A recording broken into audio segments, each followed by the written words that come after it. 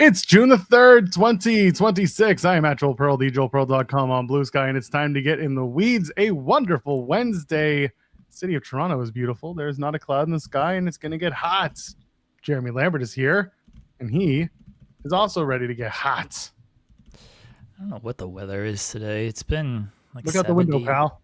Fine. Curtains are closed, so I can't. That's a good point. Yeah. It's been like 70 and fine. I think it's supposed to get warmer this week.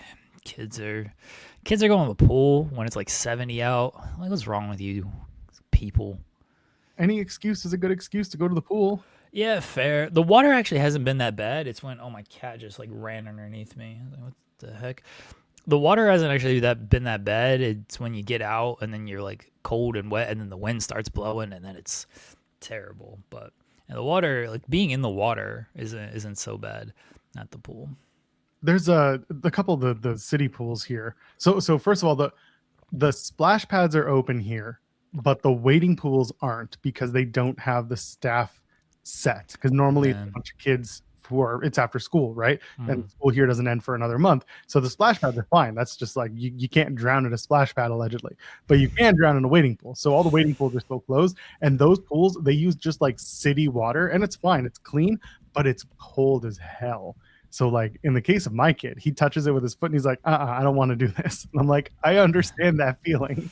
But like we'll go to the rec pools, like the community center pools, and they have two designations. They have ones that are like normal weather, not normal temperatures that are like warm but not too warm. And then they have like a designated bunch of centers that are hot water pools, which I assume is more for people who have like circulatory issues or maybe older, whatever it is. And like they tell you which ones those are. So we happen to live between two of them, which is great. But yeah, the pools aren't really open outside here for another month. Boo. Yeah, they open the moment school ends here, and school ended a couple of weeks ago because for some reason these kids get out in May because they go back in August, which I'll never get over. Very strange. I can't get it over it either because every time you're just like, oh, the kids are home. I'm just like, what? It trips me out every year. Every year I forget about it, and I'm like, oh, they're out this early. They're going back this early. Like I'm not used to it after all this time still, and I'm never gonna get used to it. And my wife just has to accept that. Yeah, I mean, it's not what you grew up with. It's not what I grew up with either. That's why when I hear like that early, it's strange. And going back in August, man, like you guys will get past 4th of July, and then all of a sudden it's going to be back to school stuff on the shelf. It's kind of wild. Yeah, a little bit, yeah. Yeah, here they give us, they wait until after Simcoe Day in Ontario. It's like the civic holiday in August that we have. After that, it's like, oh, now it's back to school because we go back after Labor Day like normal people. Yeah, it used to be Labor Day or like the week after Labor Day, but no more. It's a shame. Chat, when did you finish school? Are you still in school? You're all just listening contently to our conversation. No one's actually saying anything. They're like, oh God, they're talking about school and pools, and they're not talking about the wrestling. What's wrong with them? Actually, our chat would probably be more okay with us not talking about wrestling. Yeah, I don't think our chat likes wrestling, which is fair. I can't blame them. I don't like wrestling either. We're gonna find out that we got booted off our platform for talking about wrestling. I don't know. It's fine. There you go. You quit school because of recess. That's right. Someone truly finished with school. Yes, I am. You never finished learning, but there you go. Someone's saying an unheard of made up Canadian holiday. It kind of is. This is the August civic holiday that just happens to exist everywhere, I think, except for Quebec. And for some reason, we call it Simcoe Day because I don't know, but other provinces call it different names. I just know what I know, and I get the Monday off.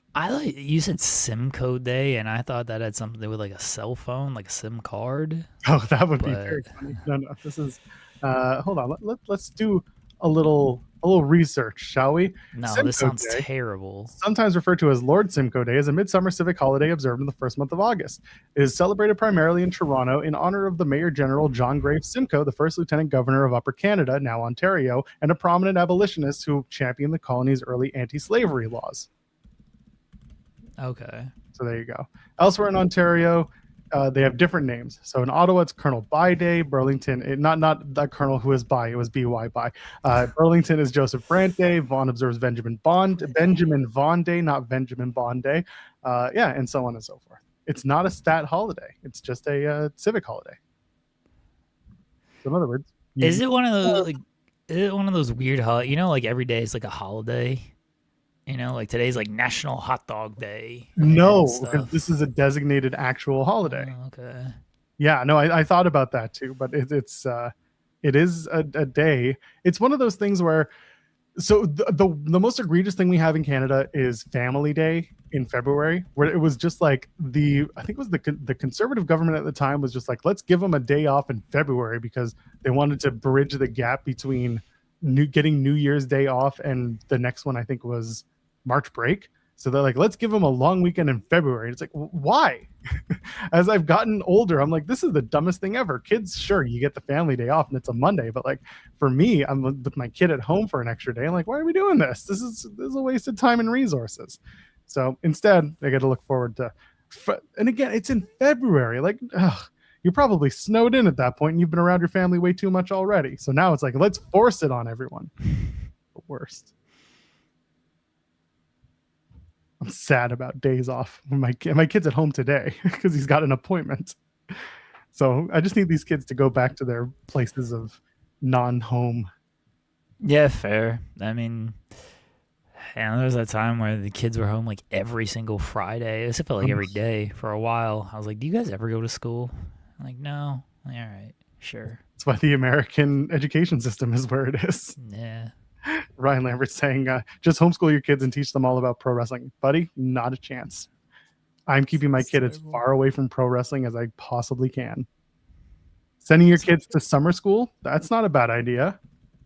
I did summer school, not in high school, but in university. I took summer classes, and I used it as an excuse to stay in Toronto at the time because my parents would expect me to come home for the summer since I was in residence. And they were like, we are not going to pay for an apartment. And I was like, oh, shit. So once I started taking summer classes in my third year, they were like, okay, I guess you can stay and get an apartment. And that worked out. Not the summer classes, but certainly the other thing. Free daycare for a month. That's the answer right there. Anyway, just send your kids to school and make sure that they come out smarter than you. Or don't. It's a low bar for some. I understand that. But you got to do something. Here's something you can do. How about this? How about leave a thumbs up on the video? All right. We've given you our morning diatribe about family and pools and education. So you get that, and along with a bunch of other stuff, because we're here 5 days a week, 10 a.m. Eastern until God knows when, noon, 12:30, 1 o'clock, who knows? It all depends on the conversation. But that's us, Jeremy, myself, and SB3, some version of us doing In the Weeds. And then, of course, you've got the Spotlight with Jeremy and Steven Jensen on Thursdays, and on Fridays, coexisting with Rob and Maggie, and Sundays, JPJ and Collins go coast to coast. So check them out. Plenty of content here on the channel. And, of course, we got the shorts and the clips and all the stuff that you can interact with and intervene with. I don't know what it is, but you can get in there and engage with it. We appreciate that. Our audience grows from that. So let's keep on doing that. And also, while you're here, you can subscribe to the channel to get all the things that I just mentioned and more. And that way you can understand and know when we drop those things. And again, interact with and enjoy it and grow the audience more, whatever you want to do. You can also send a super chat if you're so inclined. Any amount, get your question or statement read on the air. We appreciate it. And it pays the aforementioned creators on this channel. They deserve your money. So you should give them your money. Great pitch, right?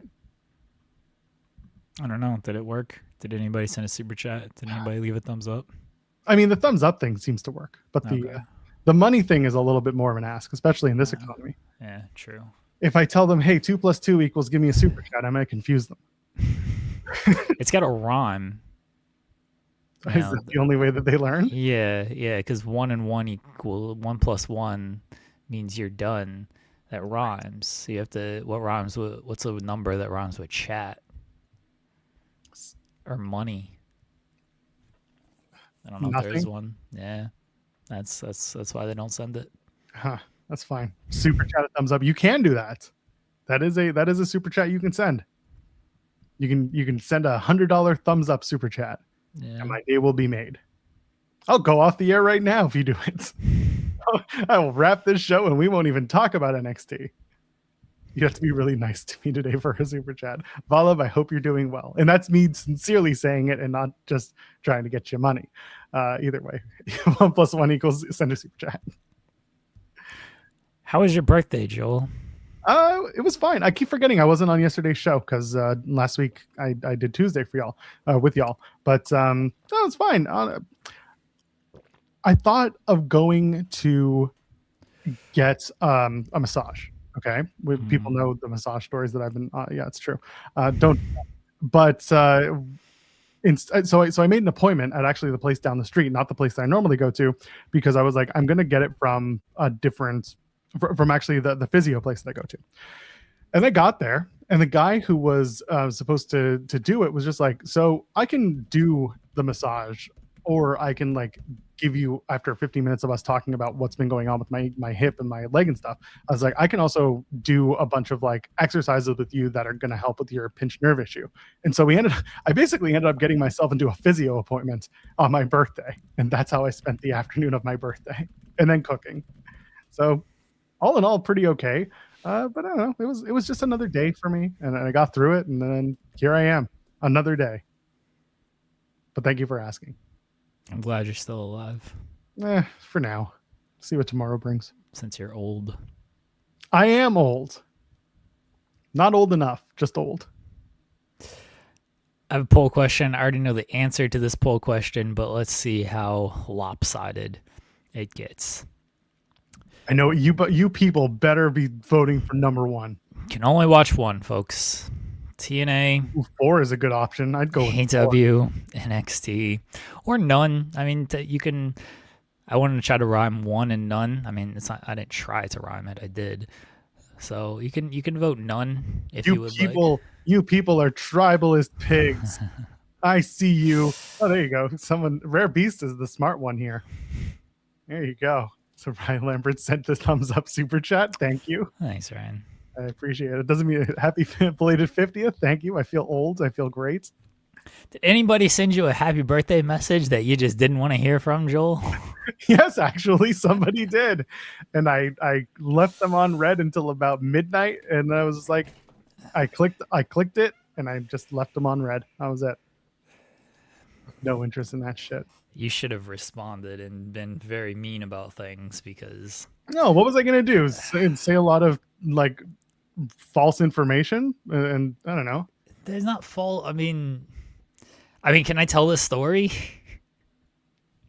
I don't know if I want to tell the story. Okay. All right. I will. Then I'm not going to make illusions then, because this pissed me off. I'll just say that. Like, this pissed me off. And it did me too, and it honestly kind of put a damper on my day, which did kind of suck. It wasn't John Alba. John was. We like John Alba. Yeah, John sent me a very nice message. A lot of people did. I got a message from someone who had been involved in the talking about me stuff, and they were just like, "Sorry, we did this and this," and I ignored it because I was just like, "You don't care about what you said or did. You are just trying to play nice and possibly save face, but I'm not going to do this right now." So I ignored them. I thought about letting off, but I was like, no, what do I get from that? It just creates more issues than I want. So I'm just gonna leave it alone. That's it. It wasn't Bully. Bully does not have my number. Yeah, I was gonna say that would be weird if Bully Race had your number at all. Honestly. Happy birthday. Explain your birthday and come on my show. It wasn't Dave. Explain your birthday. Well, 9 months before June 1st, my parents were fucking. And 9 months later, I showed up. Happy birthday to me. First time here, Xeno Hour, and all of the above. What are you doing? Henry Kiernan sends a super chat saying WWE at it again with the counter programming. Well, that's why we have this poll question today. It wasn't Kate. Kate sent me a very nice message, a very nice audio message, because I did one for audio message. Yeah, we usually do audio messages because we're out and about, and that's when we keep up. But also, it's like, it's just easy sometimes to do that. But anyway, Louis sent a super chat saying money for the story, and exactly, sponge boy. So here we are once again. I'm done with it. I have been done with it. So that's it. Wait, what is this? What do I have to do? Oh yeah, this was from the other day. We talked about this. Yeah, but it's on an open competition. Yeah. Yeah, so I'm not gonna. It sounds like too much work right now. You should. The cat is meowing at me. It's because you're not Mr. NXTing her. Uh, I don't know what I could like do for Mr. NXT that I did for Mr. Elegance. Like it feels like it's kind of the same bit, and so I don't know how I would do it. I mean, I could do it if I actually like put some thought into it. Right now, I don't have enough to think. Oh, I've had to come kick the cat out of the room so it stopped meowing. Yeah, I don't like. I know they're doing a Mr. NXT thing, but I just don't know. Dress up like '90s HBK. I guess I could do that. Oh, is he dressed? You'd have to do dress like that. I was thinking about how what's his face is wearing like Buff Bagwell hats. Okay, yeah, I used to have one of those like NWO Buff Bagwell hats. Really? Oh yeah, you go to the state fair, and Oh. you gotta remember this is when like wrestling was like super hot. So you go to like the state fair, and you could win like all kinds of wrestling specific stuff. They had like photos, and I'm pretty sure I won. Like throwing darts at the balloons and all the stupid state fair games that you can play. But one of them was definitely like the big like the little Buff Bagwell hat gimmick and NWO one. So yeah, I definitely had one of those. State Fair had some stuff, man. Like during those times, a lot of wrestling specific stuff. Good to know. Never knew that. Yeah. I don't know what they have now. Mikey, where did you? I'm just curious because I haven't found anything about the Ricky Sosa visa stuff. I know we talked about it back in April when he couldn't make a taping and we knew there was a visa issue. I'm seeing he's announced for House of Glory in June 19th against Amazing Red. I haven't seen him taken off of that show. So unless I hear that he has, I don't know if there's a problem. I'd expect Ricky to be stateside this weekend for the shows in Colorado, and I assume he's going to be part of the Ultimate X return. But again, I don't know what's going on. If there's a visa situation and something's going on with TNA messing that up again, then I don't know, man. Par for the course, and it's just frustrating, and it's just silly. All right, says last time I went to the state fair, I got a frame cabinet. Yeah, I got a Sting one. It might still be in my parents' house somewhere. Who knows? But yeah, they used to have framed wrestling photos. They had, like Austin stuff. Rock stuff. I haven't been to State Fair in forever. I think it's a few hours away from where I live now. When I lived in North Carolina, it was only like 20 minutes away from where I was, so it was pretty easy to go to State Fair. My parents used to pull me out of school so we could go during like school hours and everything. That was always nice. They're like, you don't need this education. Let's go ride these rides that might break down and kill you instead. Well, I mean, if you survive, then it builds character, and the year would be that much more successful for you. That's how it works. I got over the State Fair. Like I went when I was a kid, and it was fun. Like once you're, I feel like of a certain age, the State Fair just is, it's done. After that, it's like this is too much nonsense going on here, and it's not worth it. We have the X every year. I mean, that's in Toronto downtown, and then I remember, the exhibition is what it's called. X gonna give it to you. What? Yeah, they call it the EX. Yeah. Anyway, long story short, we have that come around. That's our big fair, and that's for about a week. And then they have like band shells with like a bunch of relatively named bands that come through. And in Ottawa, it used to be on the grounds of where the Ottawa Red Blacks, the CFL team, plays, and where the Ottawa 67 and where the Charge play, the PWHL team. Okay. And they would do it on the grounds there, and they'd have big spaces where bands could play in like the arena stages, which was crazy. I saw Treble Charger and the Tea Party and Avril Lavigne for free. Like Avril was just coming up, like when I was 16, and did she sing Complicated? I think this was before Complicated. Oh, and I think this was during Skater Girl. Skater Boy? Yeah. Wasn't Complicated first? Complicated was the first hit. I thought Skater Boy was the first hit. No, Skater Boy was second. That was second album, pretty sure. Huh. All right. Yeah, Complicated was definitely first hit, pretty sure. Okay. I didn't know. But regardless, this would have been the time of her ascent, not at like as she's going up. But Right. Complicated was like the breakout hit. Was it? So Okay. yeah, Skater Boy was. I think that was second album. Maybe it was first album, but like that was at least it wasn't past. Complicated was first. That's all I know. I can't remember after that, but Complicated was first. Oh yeah, there it is. Yeah, from her Yeah. second album. Yeah. No, I trusted see. you. I was just like, really? I could have sworn that it was. Why are you making things so complicated right now, Joel? I don't know. And then she did I'm With You. So hold That on. was a good song. Avril Lavigne had some bangers. So so they're both on the same angle, or they're both on the same album, Let Go. And Hey, you. I think that was a that was the next album. Yeah, I don't like your girlfriend. So Boyfriend. this was I don't remember the lyrics. This was the first single in March 2002, and then Skater Boy came out by the fall. Okay. So they're pretty close together. That's probably why I conflate the two. Anyway, don't doubt me on my Avril Lavigne history. Here. I wasn't so much doubting you. I was just like, I understand why I was confused. But either way, yes, you're right in this case. So I saw her, but the rides would be on the parking lot grounds, and they would have like the exhibition would have. I'm banning Zeno Hour, putting him in timeout for being a dick. Nope, you're wrong. Zeno Hour. Yep. Zeno Hour. This is why SP3 hates you. That's why he's xenophobic, is what we're saying. This time, you know what? I took it. I will take that L. They're close together, but still, Jeremy was factual in this one. He was right.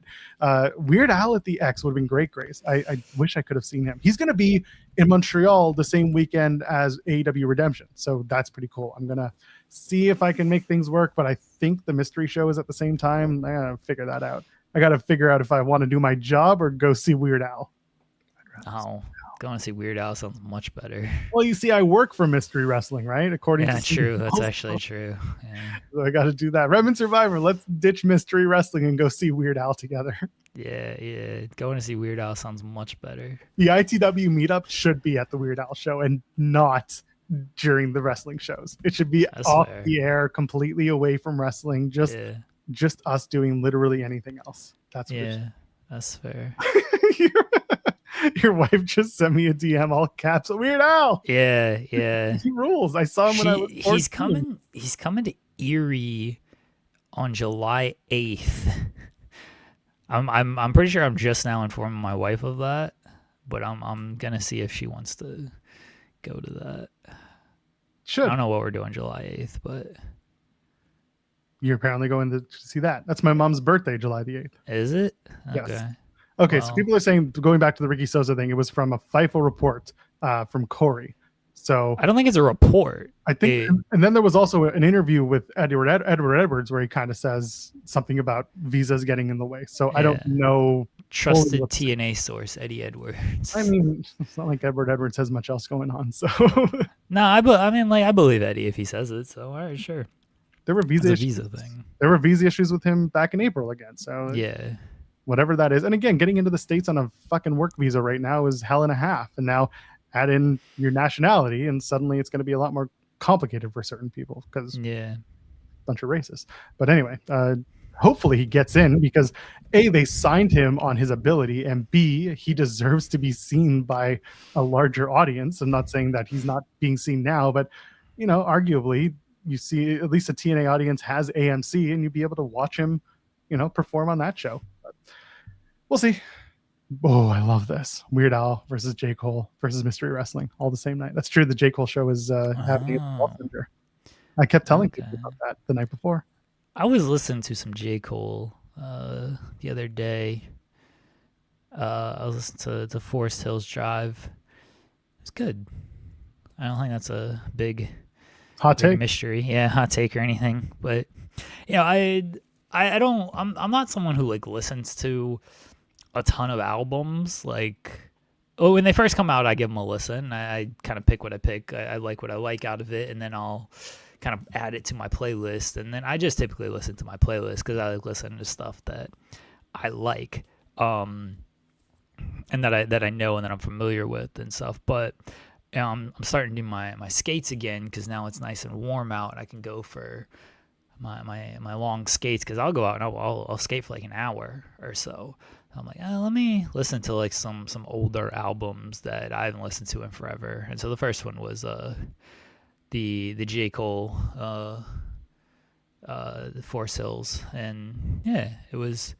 I mean, like I knew it was good. I remember it being good, but I don't know. I think I like it more now than I did previously. I'll probably listen to some of his other stuff as I continue to get my skates on. So I'm gonna add color to this whole Eddie Edwards thing. So yes, Okay. Corey wrote the article, and it was Yeah. this morning. That's why we didn't catch it, because it was at 8 o'clock this morning, because Corey's in another part of the world where it's better time for him. Anyway, it was Eddie says Ricky Sosa's TNA absence is due to quote visas and all that other stuff. This was from the Scottish Wrestling Network. In an interview with Eddie, he says, quote, right now I don't know any. I'm not going to throw any names out there off the top of my head, just because, like I said, there are a lot of talented people around, and there's no doubt about it. But right now within the system, I think for us, and oh my God, this is the way he talks. For TNA, we still have some new guys. We have Ricky Sosa, who was signed to a contract, and he hasn't been on TV recently, visas and all that other stuff. So there's a lot of things that go into it, and it's hard to, I don't know. It's hard to, basically, he just goes on and says nothing while repeating things he doesn't want to get in trouble for saying. But yes, he said that Ricky Sosa, there may be visa issues, and all that other stuff could also mean we couldn't get creative ready for him because, I don't know, he wasn't feminine enough or masculine enough. Who knows? Wasn't feminine enough. I don't know. That one of the producers there, like, right. about how they're some divisions aren't feminine enough. Right. Yeah, so, true. Just figured I'd toss out the other options that could be out there, leading to the lack of Ricky Sosa on my television. He wasn't feminine enough. I don't make these rules. This is the internal views of a company official, I guess, because she does have a job there. Anyway, this is the most Eddie Edwards quote of all time. I think he just got himself tripped up on what he was trying to say. It's okay. I'm sure Ross will give him a nice conversation. Yeah, I'm trying to plan my Weird Al trip right now. Hell yeah. I'm trying to plan my way back from Montreal when I go back to Toronto, because I don't know what's going on there. I booked my flight in, so I get in on Saturday by 1 o'clock, and then after that, who knows? Getting back on Monday, I just don't know if I'm going to take the 6:45 a.m. train or the 8:45 a.m. train, or if I get a cheaper flight out, which is what I'd like. So I'm just kind of trying to weigh all my options and not make the wrong one, the wrong decision. But anyway, we were talking about Mystery, J. Cole, and Weird Al all counter programming each other. Yeah. Well, wrestling decided to do that. Yeah. What is this? So Shawn Michaels, who, by the way, he probably has you blocked on Twitter, so it's okay. He doesn't. So this is. He doesn't have me blocked because change that. No, I don't want to, because Sean actually like announces news and stuff, as we saw yesterday. Very frustrating. And it's very funny because it's very funny because I saw him tweet this, and I'm like, is this like real breaking news, or is he? I didn't know, but like I thought it was, because I remember they announced that they were gonna do Great American Bash, but they didn't announce like a date. But it was literally like it took everybody like 5 minutes for like all the aggregators to pick it up, and I'm like, is this not breaking news? Because like nobody's picking this up. And then I realized, like, oh yeah, Sean just probably has all these people blocked, and so no one can actually see that it's a news story. You see? But I can. So that's why I was so quick to like tweet it and do the article, because I'm like, he doesn't have me blocked, so I can get it done very quickly. That's right. All of saying a guy named Shawn Michaels. Bless Nick Khan. What an obnoxious quote that was. Some guy named Shawn Michaels.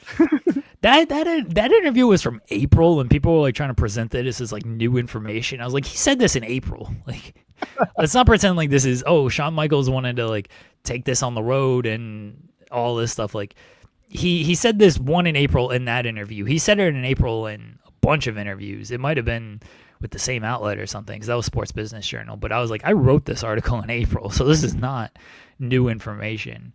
And the social media thing as well, of like, we don't listen to social. He says that shit all the time. Like, I don't. Oh yeah. The biggest piece of information from this, which I might run an article today, but I'll pre-write the article for everybody here. He was claiming that the WrestleMania 40 plans didn't change, And I was like, you assholes did a whole documentary of how these plans changed. Like, what do you mean this was always the end result? They love this revisionist history shit. Everything went according to plan. Nothing went bad. Don't worry. We didn't have to do an entire 8-month, wait and see period on a documentary. It's okay. Yeah, he with it. It's cool. because he was asked like oh, do you listen to the fan feedback like WrestleMania 40 when you change that? And he's like, well, let's get one thing straight. Like we never changed plans for WrestleMania 40. The Rock was always going to do this match, and that was always going to be the end and everything. I was like, you guys literally did a documentary on how plans change. I don't know what you're talking about here. Just ridiculous. This is my favorite. Someone saying, well, NXT didn't retweet Sean's HBK announcement for a while. That's probably because the NXT account is also blocked. Yeah, blocked the NXT account as well. So anyway, Michaels announces that there's going to be NXT Great American Bash. It's on the CW. It's on Sunday, June 28th, to which everyone said, wait a minute, why does that date sound familiar? And so the TNA fans said, wait a minute, there's Slammiversary that afternoon. And then literally everyone else said, wait a minute, Forbidden Doors that night. And from that moment on, we all realized that there's only one day in June, and that is Sunday, June 28th. Because God forbid someone run the Saturday, and God forbid somebody run Father's Day weekend. It's Father's Day. It is the least important day of the year. Come on, man. And I'm a father. I'm saying this. We're fine. Don't worry. We'll be okay. You know what? Wrestling Day on Father's Day, wonderful. Leave me alone. Papa's watching the Graps. Like, it's cool. You can get away with it. But instead, it's like, here's 3 shows on the same day because we got no other idea what days exist. Absolutely ridiculous. Well, Night of Champions is on Saturday, so yeah, they are running a show on Saturday. I'm not watching that show. I'm going to watch Sean get his ass beat by John Wayne Murdoch.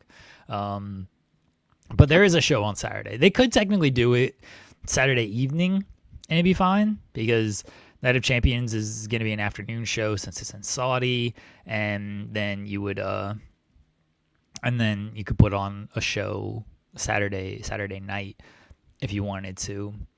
I just don't see the purpose of running this on Sunday night when there's already 2 other shows going on. This is nothing new.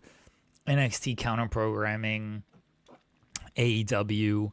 It doesn't really work as we've seen, but this is a little bit different in that this will be on CW Network, and they will have an hour head start on the show. Because for All In, the last year, Goldberg's retirement was on NBC, but AEW had the head start on that. They had the jump. So, if you ordered the AEW show, it's not like you're going to turn that show off. Be like, oh, let me flip on to NBC to watch this. You were either... And I think that show was over by the time you got to Goldberg anyway. And the rest of that show, I don't remember what else was on the show. That was the Seth fake injury bit. And I did the post show for that, and I don't remember anything else that happened. Yeah, I don't remember anything that happened on that show besides those 2 things. So... yeah, it was already over. The All In was already over by the time you got to Goldberg's retirement anyway. But, All In was first. There, it was on first. So CW will have the jump. NXT will have the jump. It's on CW, which is helpful. It's network, it's cable, not network. So maybe you cut into something. But this stuff doesn't work. We've seen it doesn't work. They're not going to hurt the show at all. Again, you maybe cost them 5 buys. And as we talk about all the time with this counter program, you actually bring more attention to it because your people are going to go do interviews for this, and then you're going to bring attention to, hey, there's another show running. Same with Slammiversary. You're going to do they're going to do interviews, and they're going to bring attention to other stuff, and it's all going to bring attention to wrestling, which is good. But if the idea is to undercut your competition, you don't actually do it. So, and the final point on this, I don't think people care about NXT right now. They they ain't got like a major star that you're like, oh, I want to see what this person is doing. You know, they got Shots fired at Naraku. I mean, I like Naraku. I like Evil Naraku. The suit, the beautiful suits. And like they just don't have a whole lot going on for it right now. They're in a rebuilding phase, and that's fine. It's developmental, as people will tell you every single time that the ratings go down or something gets screwed up. It's developmental. It's developmental. They just don't have like that person that you're like really latched onto. Tatum's probably the best. Alexa Bliss gamer. She's probably like her and Lola are probably the top two. I don't see them on the level as some of the people in the past though that they've had. And on the men's side, that's a wasteland of people. And again, they're new, they're trying to get established. I'm not trying to like knock them and be like they're just never gonna get it. Like they will, hopefully, within the next year or so. They will get it, but they just it's not there yet for a lot of these people, and that's fine. They're probably gonna run the show at the PC. They didn't even announce a location. Yeah, for it's this. PC. They said it's Orlando, so it's Okay. presumably the PC. Like if you look at the logo, it says last year they had the Atlanta banner, and this year they're saying it's Orlando. Okay, I when Sean made his announcement, they didn't have a location or a banner or anything, so that's why I assumed it was the PC, because you would probably announce the location considering the show's in like 3 weeks, and you probably need to put like tickets on sale and stuff. But obviously, if it's at the PC, you don't have that issue. No worries. But it's okay. He wants to put everyone on tour. It's like it's at the PC, and so it's like it doesn't feel like a massive show or anything. I don't think people are going to be watching NXT over Forbidden Door or anything. And then Slammiversary is going to be over by the time NXT starts. We got to stop acting like they're running against each other. Slammiversary starts at 3. It starts at 4. There's a pre-show at 3, but they officially start at 4. Does it? Is it a 3-hour show or a 4-hour show? It will, because of the. Well, okay, so I'm going to go back to King of the North saying he said, Joel, your thoughts on TNA's partner territory running the same time on the same day? I've said it before and I'll say it again. I think TNA would have liked to have asked NXT for talent, but I also think that talent exchange is on. It's cold now. It's gone. Like it's over, and we'll see what the tapings bring this weekend in Denver, because if Ariana Grace and Stax aren't there, then you basically have your answer that until something changes, they are not going to be using TNA or NXT talent. Again, that could change, but again, what I was told once the TV deal was there was they are slowly going to start bringing it back and not doing NXT. And then everyone's like, oh, but then Ariana Grace won the title. And I'm just like, yeah, how many more NXT people showed up after that? Like they wanted to do Ariana Grace because Santino was there and Stax needed some work and yada, yada, yada. They weren't going to bring anyone else in from NXT. So for this, I'm sure TNA is trying to throw darts at the wall and see what sticks, because God knows they can't get a ticket out the door to save themselves. And at the time, they're gonna finish by 7 p.m. And at the end of the night, I'm gonna be doing a post show where I probably laugh at Eric Young being the new world champion, because the PW Insider is to be believed, and they're not. I'm not discrediting them. I think they're very good at what they do. Like Santana's deal is up in July, and whether or not he decides to stay or go is. It's up to him. But if there is interest from another place like WWE where money is offered, then I would go there in a heartbeat, even if it's a rolling 90-day contract, as people like to call it now. Mike Santana has the ability and the opportunity. I would take it to move on from TNA. So who takes the title at that point? Yeah, EY is my only thing. And they'll do a multi-man match. I'm almost certain of it. Another friggin' multi-man match just to do a world title change. And it's going to be whatever. I'll laugh about it. They're not running against each other. No. If they overlap, it'll be by 15 minutes. Like it's not going to be an hour. It's not going to be crazy overrun. If they did, then someone's going to get a phone call and Carl not to sit his ass down. Yeah, they're not gonna run against each other. But the talent part is definitely where it's like, oh well, we're not getting in their talent now because they're running their own show. And maybe you do get some talent, but like you're getting the NXT C team at that point, and I don't know. The NXT A team is struggling to gain traction. So I don't know what you get if you get the C team I out there. I said this. I don't know. This was probably this past week on my post show. I said, you really want to mess shit up? Go get Mason Rook and put him in the Ultimate X match. I said, if you really want to get people talking and you want to make a big splash with someone who's new and someone that has potential and someone that people who are hardcore fans know and someone that has been making a splash to newer NXT fans, Mason Rook would be perfect. He's the perfect base for that Ultimate X match, but like it's not going to happen. It's just not. No, Mason Rook's gonna be in the world title match at Great American Bash. Yeah, it's probably going to be a triple threat. So yeah. No, then that's the thing. That's once they did that, I'm like, well, I was never serious about it before, but any hopes of it ever happening are back down to like 0.3%. See, this I don't buy this though. They're taking media attention away from the show regardless of the start time. No, they're all adding to media attention to it because everybody's going to be like, "Oh, look at all this pro wrestling this weekend." This has been our argument every single time NXT or WWE has counter-programmed AEW is you are adding media attention to these shows because people are searching for wrestling and they're like, "Oh, well, here's an AEW show. Oh, here's an NXT show." Like you're adding to it. It's not like TNA's not going to get like interviews because NXT is going to get interviews. There ain't too many NXT people doing a bunch of interviews. There's just not. There ain't a bunch of requests for Shiloh Hill and all of these people. I mean, I've seen some Shiloh Hill interviews, but it's mainly local Florida kind of stuff. That's the other thing. They're running in Florida, a market that they run literally every single week.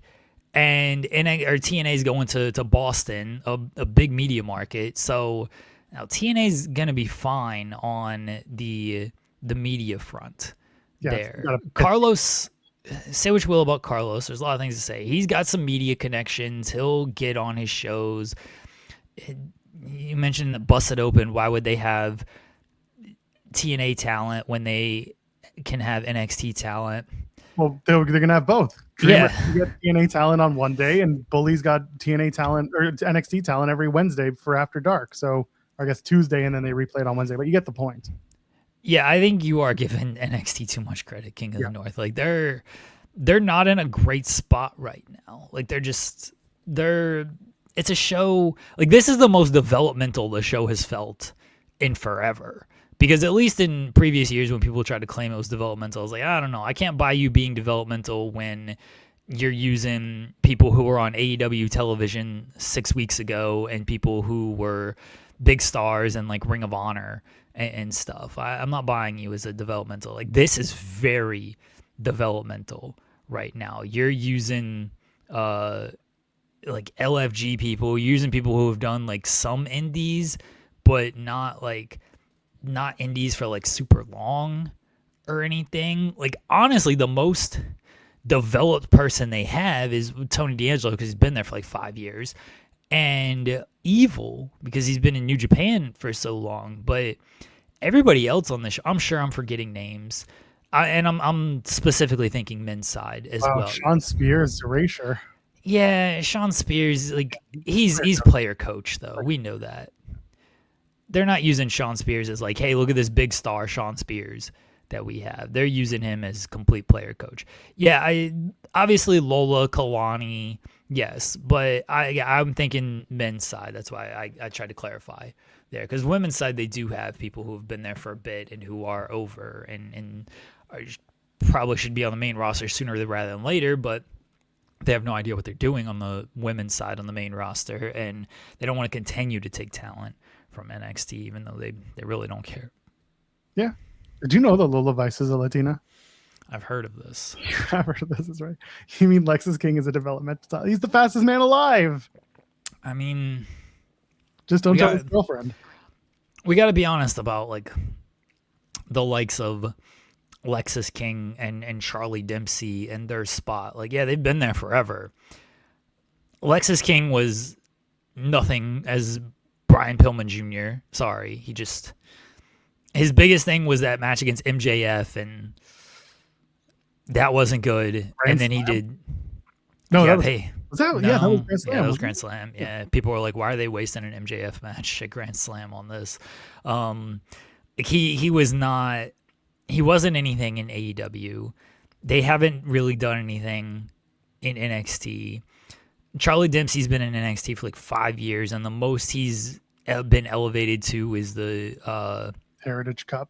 Heritage Cup. Thank you. I was gonna call it the Opera Cup, but that's an That's MLW thing. MLW. Yeah. Wow, MLW Homer Jeremy Lambert over here. Yeah, yeah. Like these dudes, they're guys in the system, and that's fine. Like you need guys in the system, No, that's but let's not pretend like let's not pretend like these guys are like on the level of again a Trick Williams who was there, a Carmelo Hayes who was there, Obafemi. Like they've never been elevated to that level. They've just been there for a while, and they're at where they're at. They've never been elevated to that level. They're not like top tier stars. At least they haven't been treated as such. Could they get there? I don't know. Maybe anybody can get there with the right push. Whether or not they stick, whether or not it connects, whole different story. But anybody could be treated like a top tier star if they want to treat you like a top tier star. They don't treat these guys like top tier stars. No, Put them in a stable called Afterbirth. Not exactly, but maybe it would go better if they were all wrestling gators and spending time on the dark web. I mean, they got a lot of stock in Shiloh Hill. Like they have some good I'm not knocking talent. Shiloh Hill, by the way. I'm not knocking him. I'm just like you need a character, and being someone's son or daughter is not exactly a character. They have some talented people. It's just they're all just newer there. Like they haven't been established enough, and unfortunately, the people that would be there to establish them are gone. And so at least like Ricky did put over Shiloh Hill on his way out, but then they just put Shiloh Hill in this Mr. NXT thing instead of actually giving him the ball and trying to run with it a little bit. Instead they went with Evil and Mason Rook, which is fine, but Evil got rebranded as Naraku, and Mason Rook has got to take a shit. Jesus. Easy to beat, hard to find. And that, I think that's the wrong one. But no, we're just doing the inverse. It's great. I mean, tell me I'm wrong. I don't think that's a good catchphrase though. I'm easy to beat. Oh, it's fine. You can beat your friends, but you can't beat your meat. All caps hard. That's right. If we had a Blue Chew sponsorship, then we'd be throwing to that right now. And this is true. Feuding with your fiance's father is a great character. That's right. He was a mob guy. Now he's a deadbeat fiance's son-in-law, it seemed to be. I can't wait for that to be over. It's still going? Yeah, they're doing the tag match this coming week on Impact. I hope it ends in a DQ and then they do the rematch at Slammiversary. There was a pitch for a Slammiversary match that I'll tell you about off the air. That Coward, tell it on air. No, I can't because it's something that I can't get into it. But it's very funny, and it's just like, oh god. Put it in the private chat so I can react to it. Put Santino away. Hold on. The problem with Birthright, I'll vamp. The problem with Birthright is their parents were actually good wrestlers, so they got set up from the start. But Dempsey is a good wrestler, and like the problem with Birthright is they don't use their names, so it's like, who the hell are Charlie Dempsey and Lexus King and Uriah Connors? Like, it's our birthright to be here, but we're gonna change our names to make it on our own. Like, the whole thing is stupid, honestly. Like, that doesn't make any sense. Of we're Nepo babies, but Regal's out here on Twitter killing his son's own gimmick of like he didn't want to use the Regal name because he wanted to make it on his own. Then maybe don't put him in a group that is called Birthright and is treated like it's our right to be here because of who our fathers are, even though I don't want anything to do with my father. Dumbasses. Oh yeah, I think you told me about this. Yeah. Okay. Yeah. It's probably not happening now, but I hope it does. I would love to, but it has to do with furthering the Santino and Daria Ray story. And when I was told about it, I just laughed and shook my head and said, "This is exactly the kind of thing I'd expect." I hope it does. It, See, it, it's a very Tommy Dreamer type of story, and a very Tommy Dreamer type of match to also pitch in this case, because that was the old AWA way. yeah. I don't have a problem, by the way, if they want to use like different names. If they want to go by Braun Breaker and Charlie Dempsey because they don't want to be Legacy, like fine. I'm okay with that. But don't put them in a stable that calls attention to who their dads are and like we deserve to be here because of who our dads are and it's our birthright to be here. Like that doesn't make any sense. Now, look, do I think they should be a Regal and a Steiner and all this stuff? So you pass it down? Yeah, because I think that rules. That's part of wrestling. Like, you want to carry on that legacy instead of we're going to make him a breaker. And what, Braun Breaker as a kid and change his name too? And be like, oh, he doesn't want anything to do with the Steiner legacy or the Breaker legacy. And call his kid Scott Reckon. And here comes the reckoning. Yeah. I don't know. Anyway. But yes, in terms of the actual shows, someone had mentioned like something that Brian Alvarez said was like the NXT fans are going to watch Great American Bash. The AW fans are going to watch the Forbidden Door show.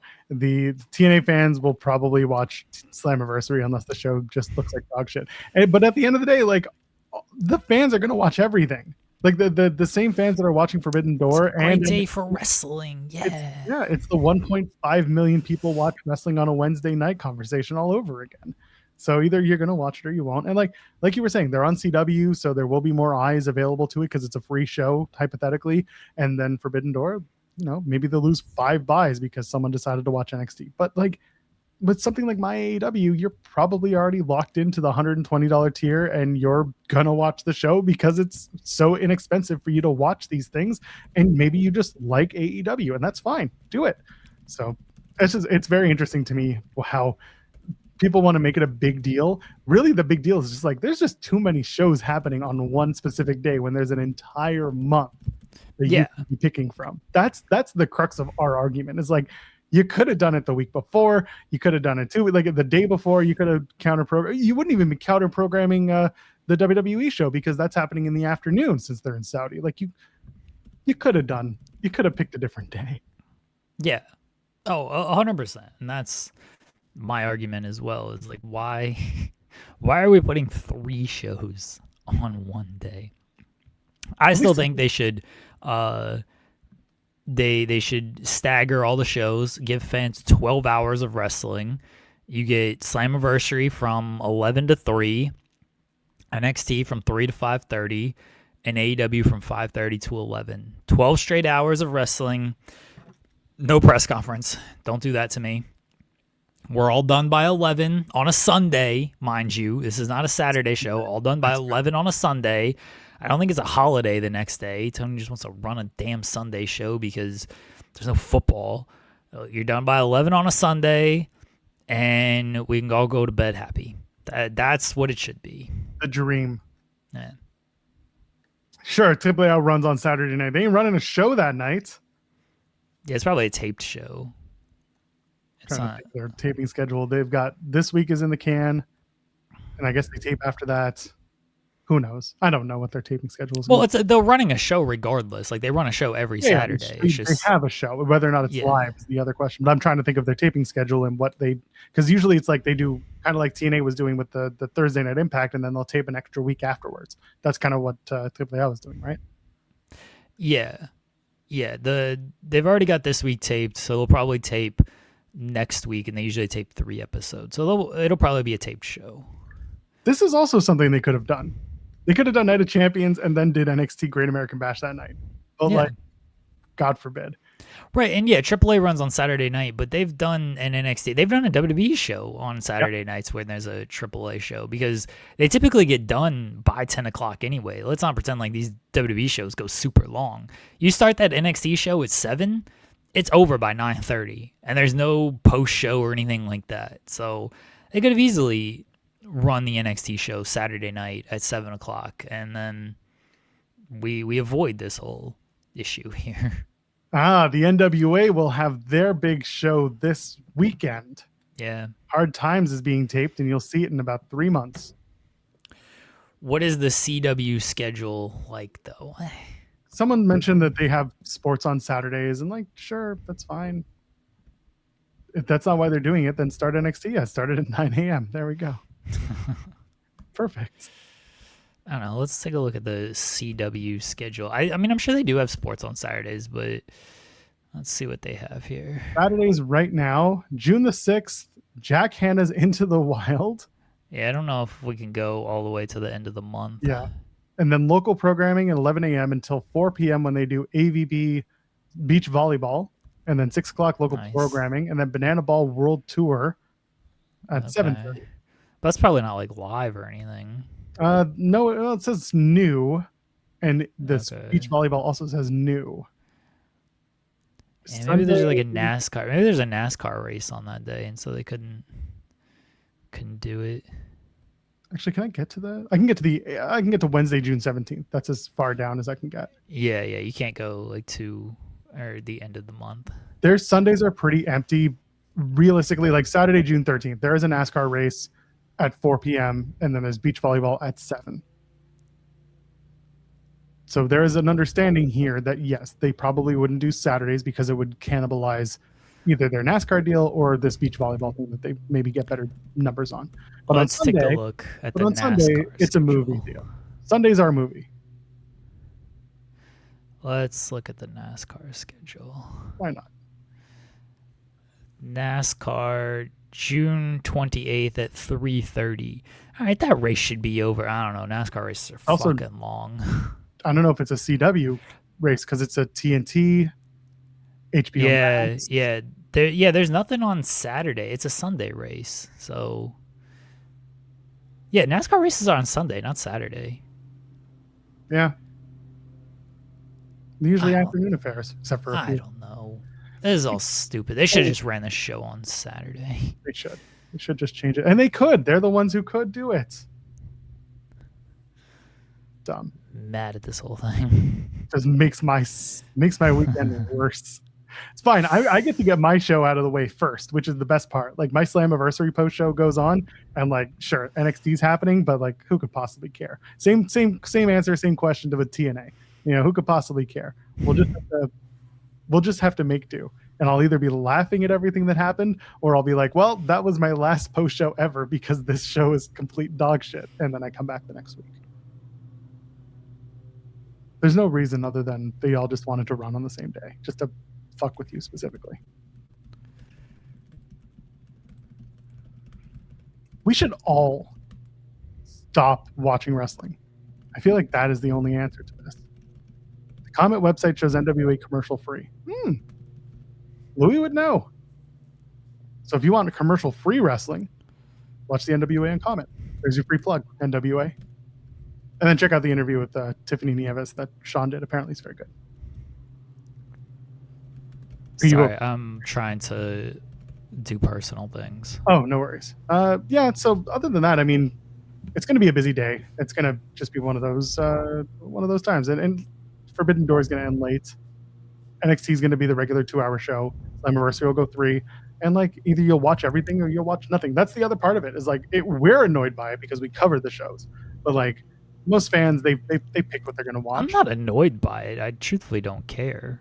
I mean, I'm annoyed by it because I'm annoyed by it because there are literally 30 days in a calendar year. And I just think it's dumb. That is all it is. Would you call it stupid? Yeah, I would actually. Yeah, there you go. Tell everyone it's stupid to run 3 shows on the same day. Yeah, I just think it's dumb. Like whatever, you want to run your shows on this, fine. Like I gotta watch this stuff anyway.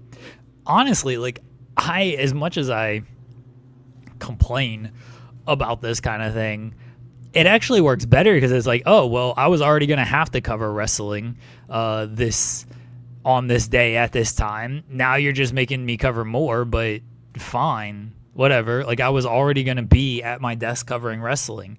Now it's like now I will get an extra free day essentially because they're not going to be running next Sunday. It's like great, there's nothing on next Sunday. Now I can do whatever. I don't have to cover wrestling on this day. This is why my whole thing, I'll say famously because that pretends like anybody cared besides me.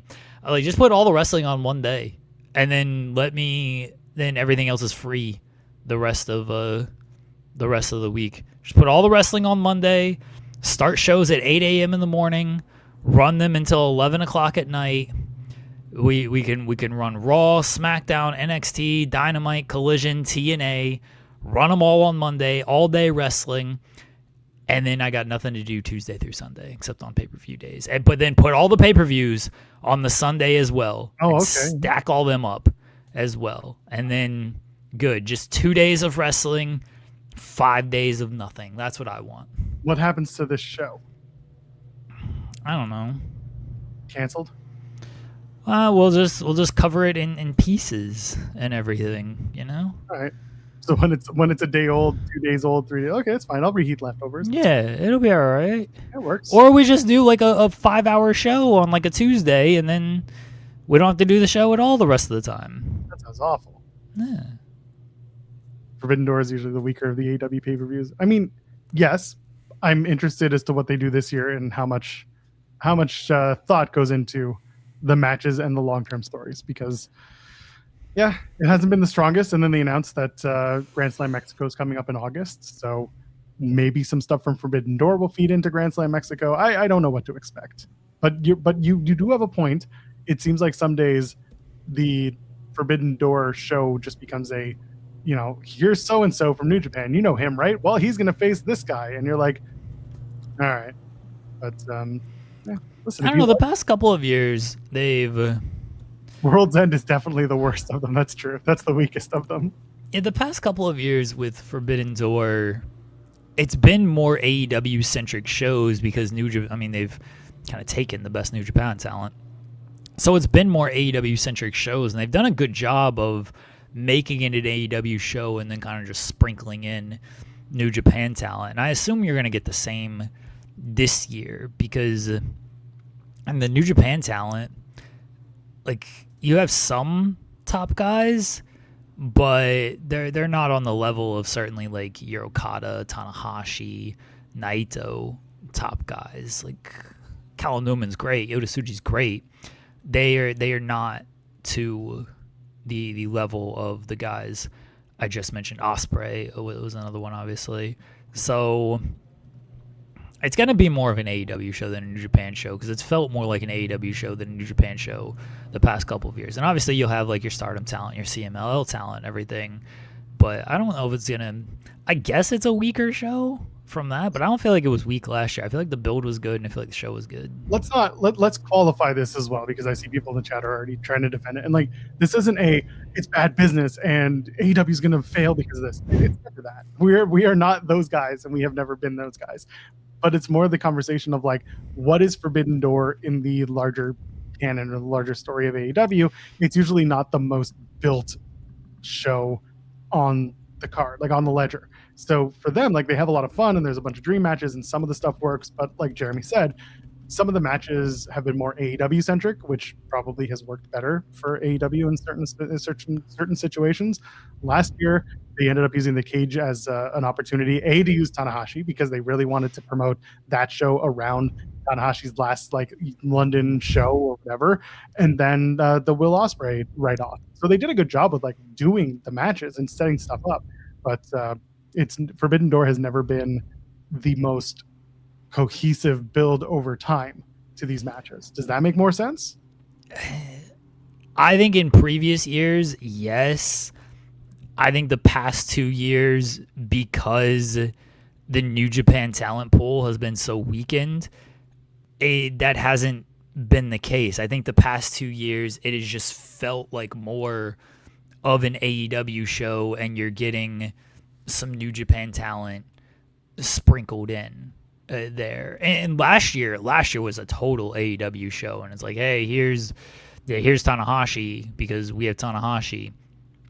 Otherwise, here's Zack Sabre Jr. because we always have Zack Sabre Jr. on these shows. Otherwise, this was a complete AEW show last year. They'll do the matches, like whoever the TNT champion is, they'll probably face like a New Japan person or something. But I assume Newman will be on this show.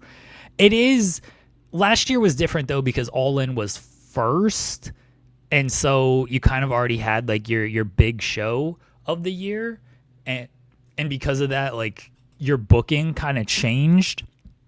This year, if you go, it's back to kind of the normal schedule that it has been, where this show is before All In, and so you're building more towards All In than coming out of All In like you did last year. You'll probably get the Owen finals on this show, because that's what they did.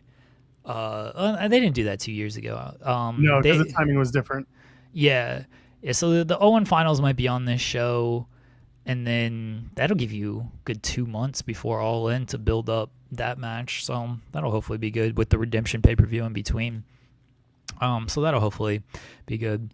I don't know. I think I understand why people, if you want to say like it's a weaker show, because throughout history, it's kind of been like that, in the sense of like it's been disjointed because we got to fit in New Japan people here.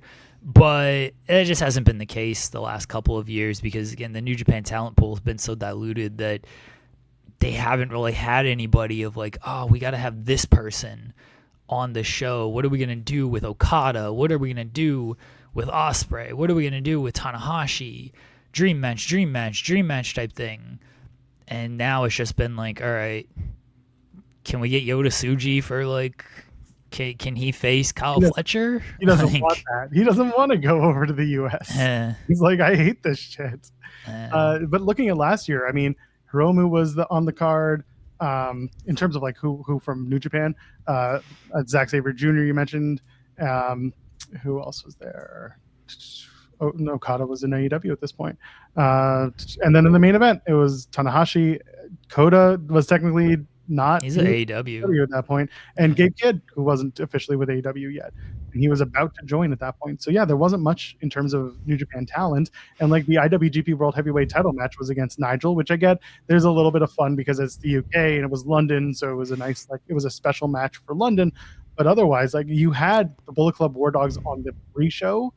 And other than that, not much. Michael Oku was New Japan. You had you had the 8-man tag with Despy and Yuya. Right, you'll get that. You'll get the multi-man tags. Yeah. You'll get Callum Newman on this show. I think they'll probably do a Newman against. I don't want to say Moxley, but I definitely don't want MJF. But I also would.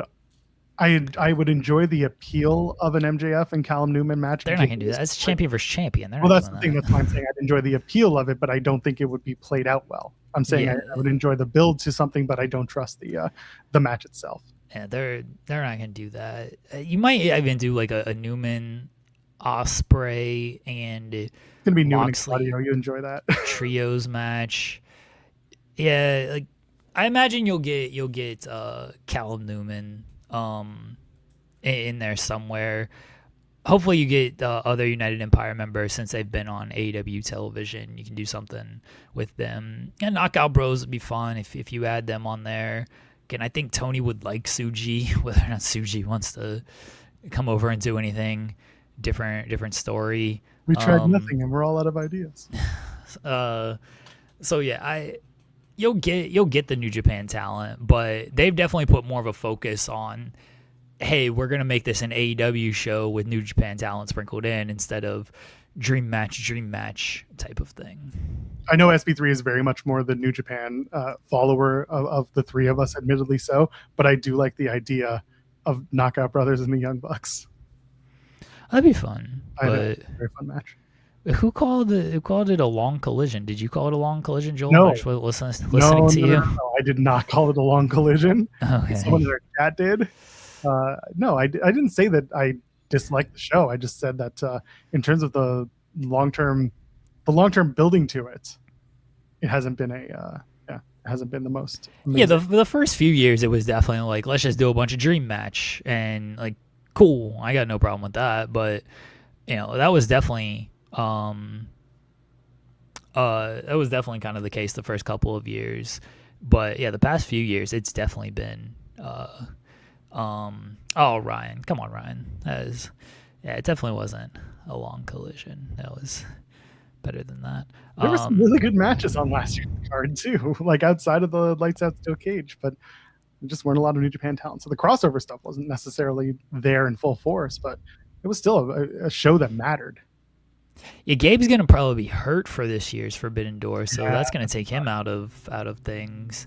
Yeah. And he'll get something with the dogs and everything. They'll have stuff, but it'll be a good show. It'll be the best show of the weekend.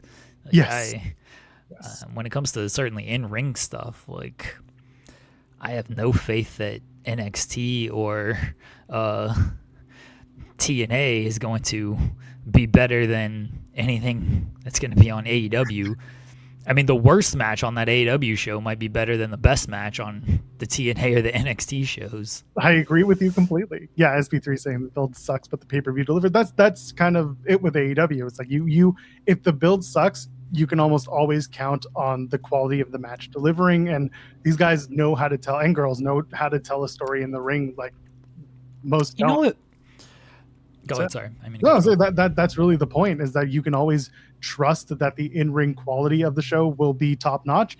But I usually push back on this, especially when I talked about like TNA putting hats on hats.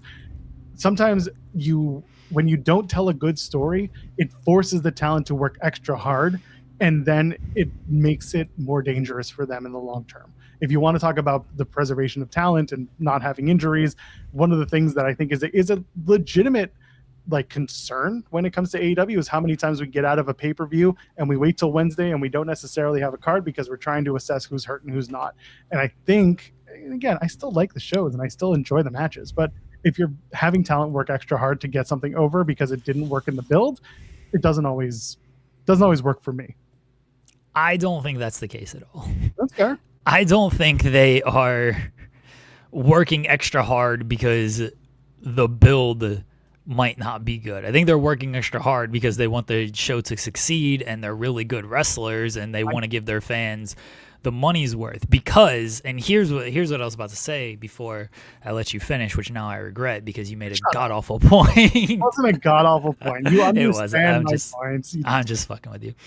As I was saying before you made this god-awful point. Shut up.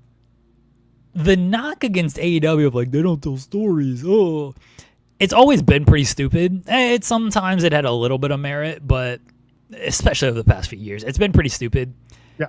What fucking stories is WWE telling right now that you can point to of like, this is such a great story? And then the wrestlers go to the ring and they don't work as hard as the AEW talent does. And I know there's a lot of restrictions and all this stuff, and sure, I get it, but they ain't saving those shows with like, well, the build was disjointed, or maybe this story wasn't here, but we got a really great wrestling show out of it. No, the build has sucked for the most part on these shows, and then the wrestling is the most paint-by-numbers, safe, boring bullshit that you could possibly watch out there. So I don't think the AEW wrestlers are trying to work harder because it's like, well, we got to save the story that may or may not have been told here. I think they're working harder because they have some care into what they're doing out there, and they want to give the fans their money's worth. It is a different scenario. These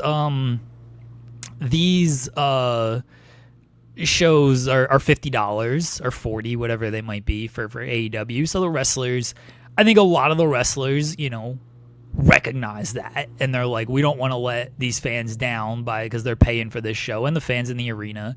Where WWE, I'm not saying like they don't care about that. I think the wrestlers want to care about that. It's like, let's go out here and give the fans their money's worth and everything, but there's restrictions on this stuff, and they're only going to get so much of an opportunity to go out there and do what they want to do, and then even if they work really hard, the match could be ruined because somebody doesn't know how to put somebody's foot on the rope, and so it ruins the whole damn match. First of all, how dare you? B-Fab is a very credible wrestler. How dare you? I mean, that could have been any of the 3 fucking matches they did that in this past week. That's true. I like King of the North. Build was bad. Let me do a tombstone for Breathrope to make up for it.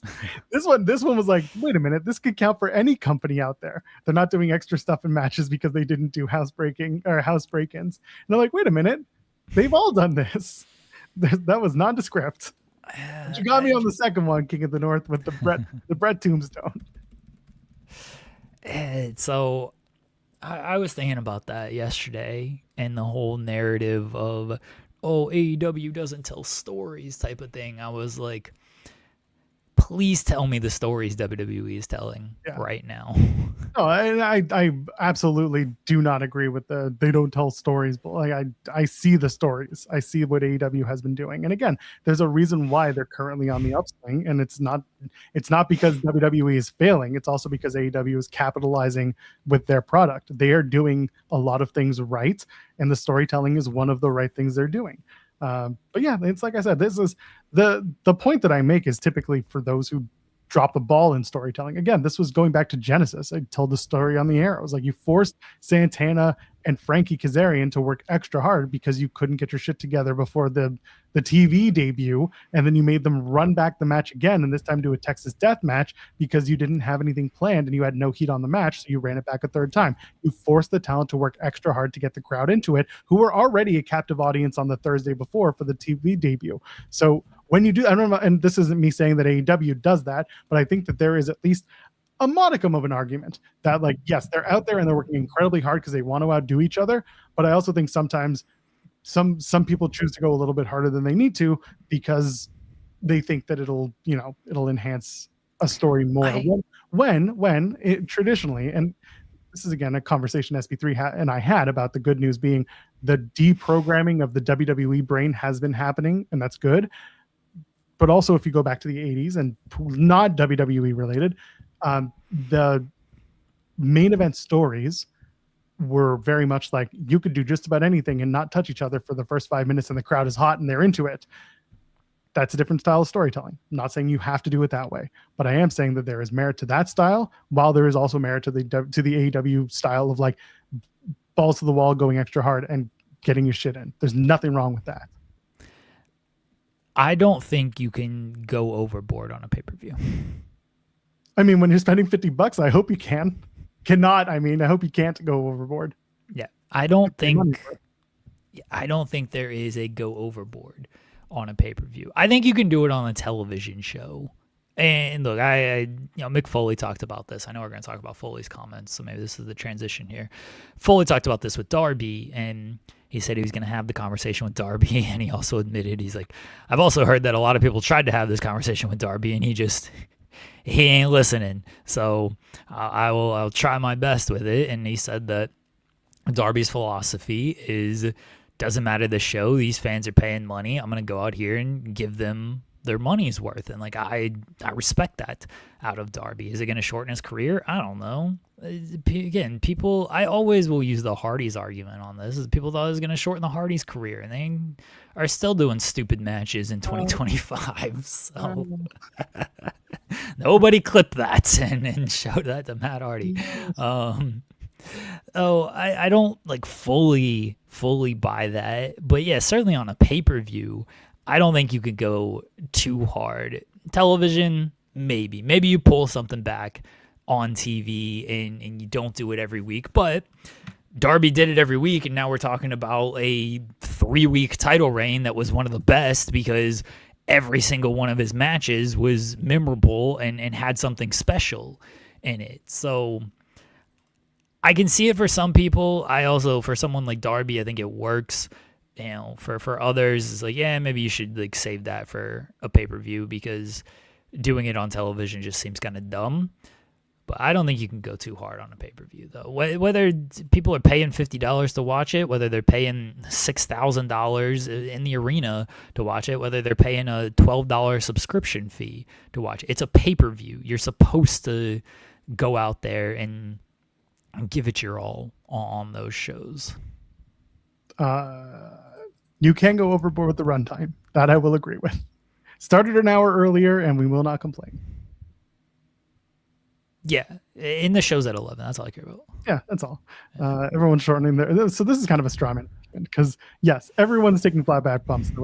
They all know what that is. It's about how many flat back bumps you take because there's that thing called a bump card that people like to make allusions to. It's like how many times can you do this stuff before it racks up and it affects you, because there's a difference between doing it 50 times in a match and doing it 2 times in a match. But that's kind of the point that I'm trying to make. How hard you go. Yeah, Darby has been very consistent about that, and that's why, like, at this point, like, you just kind of accept it. Like, if Darby wants to retire at 40 because he's just done, he's like, well, that's what I planned on doing anyway. It's like, all right, more power to you. Go flip your motorcycle or whatever the hell you wanted to. It's the art of the artist. They get to choose when they hang it up, and hopefully they do it at a point when they're still able to still walk after the fact, or they want to do something else with their lives that creatively fulfills them. Darby is refreshingly the most honest about this shit, because too many wrestlers are just like, I'll be done when I'm 40 and then I'll go into politics, and then they turn 40 and they sign a new 5-year deal, and then like I'll be done when I'm 50 and then I'll go into politics, and then they turn 45 and then they sign a new 5-year deal. My point being, you can't all just tell them this is my plan and believe it. A lot of wrestlers, you hear it and you're just like, I'll believe it when I see it. Darby's one of the only people where I'll be like, yeah, you will be done with this shit when you're really done with this shit.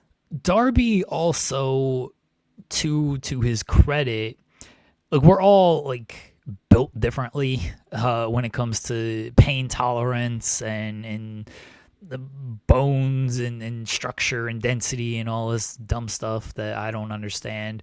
Darby is clearly very much built differently when it comes to that. But to his credit, like, from everything I've heard and seen, and I don't know a ton about this kind of stuff, but I'll trust the people that do. Like, he does a lot of yoga. He does like the hyperbolic chamber and all this stuff. Like, he's big into like the recovery aspect of things, like the preparation and recovery aspect. And look, that's not always going to save you if you get dumped on your head and suffer a concussion, but as far as just like bumping around your body, like, if you are used to it, you are calloused, and you do a lot of the necessary steps before and after matches, like, it's going to help you. Where obviously back in the day, they didn't know about this kind of stuff, right? Like, Mick Foley wasn't doing all this yoga and have this recovery technology that they do nowadays. And I think that is... They all give credit to DDP about that, because DDP is the one that would always talk about resting and icing and all that stuff. Yeah, it's not only DDP on that, it's just how technology has advanced. Like, they got all these like different chambers and contraptions now where it's like, hey, let me go in the red sauna for 30 minutes, and all of a sudden you got lasers pointed at your body, and somehow this is supposed to help. I don't understand it, but professional athletes talk about how great this is. I mean, this is how Tom Brady could play until he's 45. LeBron James is going to play until he's 41 this year. He's going to play another year. And it's like, NBA players used to retire by 35. Football players used to retire by 32. And here are these guys not only playing the game still, but like, LeBron's still one of the best in the league. Brady was a playoff quarterback until the day he retired. Like, they were still playing it at a high level. So yeah, recovery has just changed so much. And if you get in on that stuff early and you do have the right kind of discipline, which Darby, here's the other thing I'll say about Darby. You got to have some type of fucking discipline to go climb Mount Everest. And he did that. So clearly he is very big on like, all right, well, I need to do these things to prepare myself for kind of long term, and to prepare my body for these things to make sure like I am taken care of. So I actually kind of trust Darby more than a lot of these people who are like, all right, well, I got my cheat meal on this day, but I'll be good the rest of these days. I'm like, I don't know, man. I will trust what Darby Allin is doing, because that dude seems a little crazy, but also seems well adjusted in certain areas that might be important to long-term health. Shout out to peptides, a legal gray area where a piss test will not catch you. Speaking of which, Mick Foley, not on peptides, but Mick Foley was on Ariel Helwani's show. He appeared via, I don't know, internet. He wasn't on the show, but he had an interview with Helwani, and he got a couple of points across that have gone viral. The first one being that he believes he has one more last good match in him. That has a lot of people talking, and definitely we got a text from Kimmy about that one, and to which I replied, "Are you his doctor?" Sorry, Kimmy. I love to troll you sometimes, but yeah, he was talking about. So there's a 50. This is a quote from Mick. Said there's a 50-50 chance it could undo everything. Talking about his. Okay, hold on. I got actually. I guess I'll do the whole quote. Talking to Helwani, he says, it's definitely crossed my mind. The cinematic matches have opened up doors for guys whose cardio might be suspect. The loss of 100 pounds made my life so much easier. I used to have to stop a couple of times walking up a moderate hill. Now I'm realizing that I'm not really getting winded like I used to. I don't know. Clearly, if I had a match, it would have to be a match that would have to avoid all trauma to the head. Luckily, there's a whole lot of me to traumatize below the neck. I think I have one more last good match in me. All the stars would have to align. It would have to make sense. Maybe that long-term goal of dropping an elbow off a TV truck onto a parked car. I've had serious talks with myself and realized just how much my hip replacement and later knee replacement changed my life. There's a 50-50 chance that it could undo everything, and I don't know if I'm ready to take that chance. But I find my mind wandering and coming up with ideas that look better than they hurt. That rate higher on the instantaneous fully risk reward ratio analysis. If I can come up with enough of those types of moves that allow me to risk a little bit less than while giving the fans a good match, I'm up for it. Maybe a couple of years down the road, we will look into it. So he's not saying now, he's not saying tomorrow, although one would say that a 60-year-old man should not be looking to tomorrow as much as he should be looking to today. However, he's also very cognizant of his body's changes, both for better or for worse, and that everything has to be below the neck in his case. So no cookie sheets to the head for him. This is a very controversial opinion. I can't tell you how I feel about this because at the end of the day, I'm not Mick's doctor, and I'm not going to speak for Mick Foley. Not that I have ever done so. He's going to do what he's going to do. And all I can do is sit there and say, God, I hope it's as safe as possible, because God forbid something does happen in a match. There are going to be a lot of people jumping on a lot of people to find excuses as to who caused this and whose fault this is. There'll be a lot of blaming.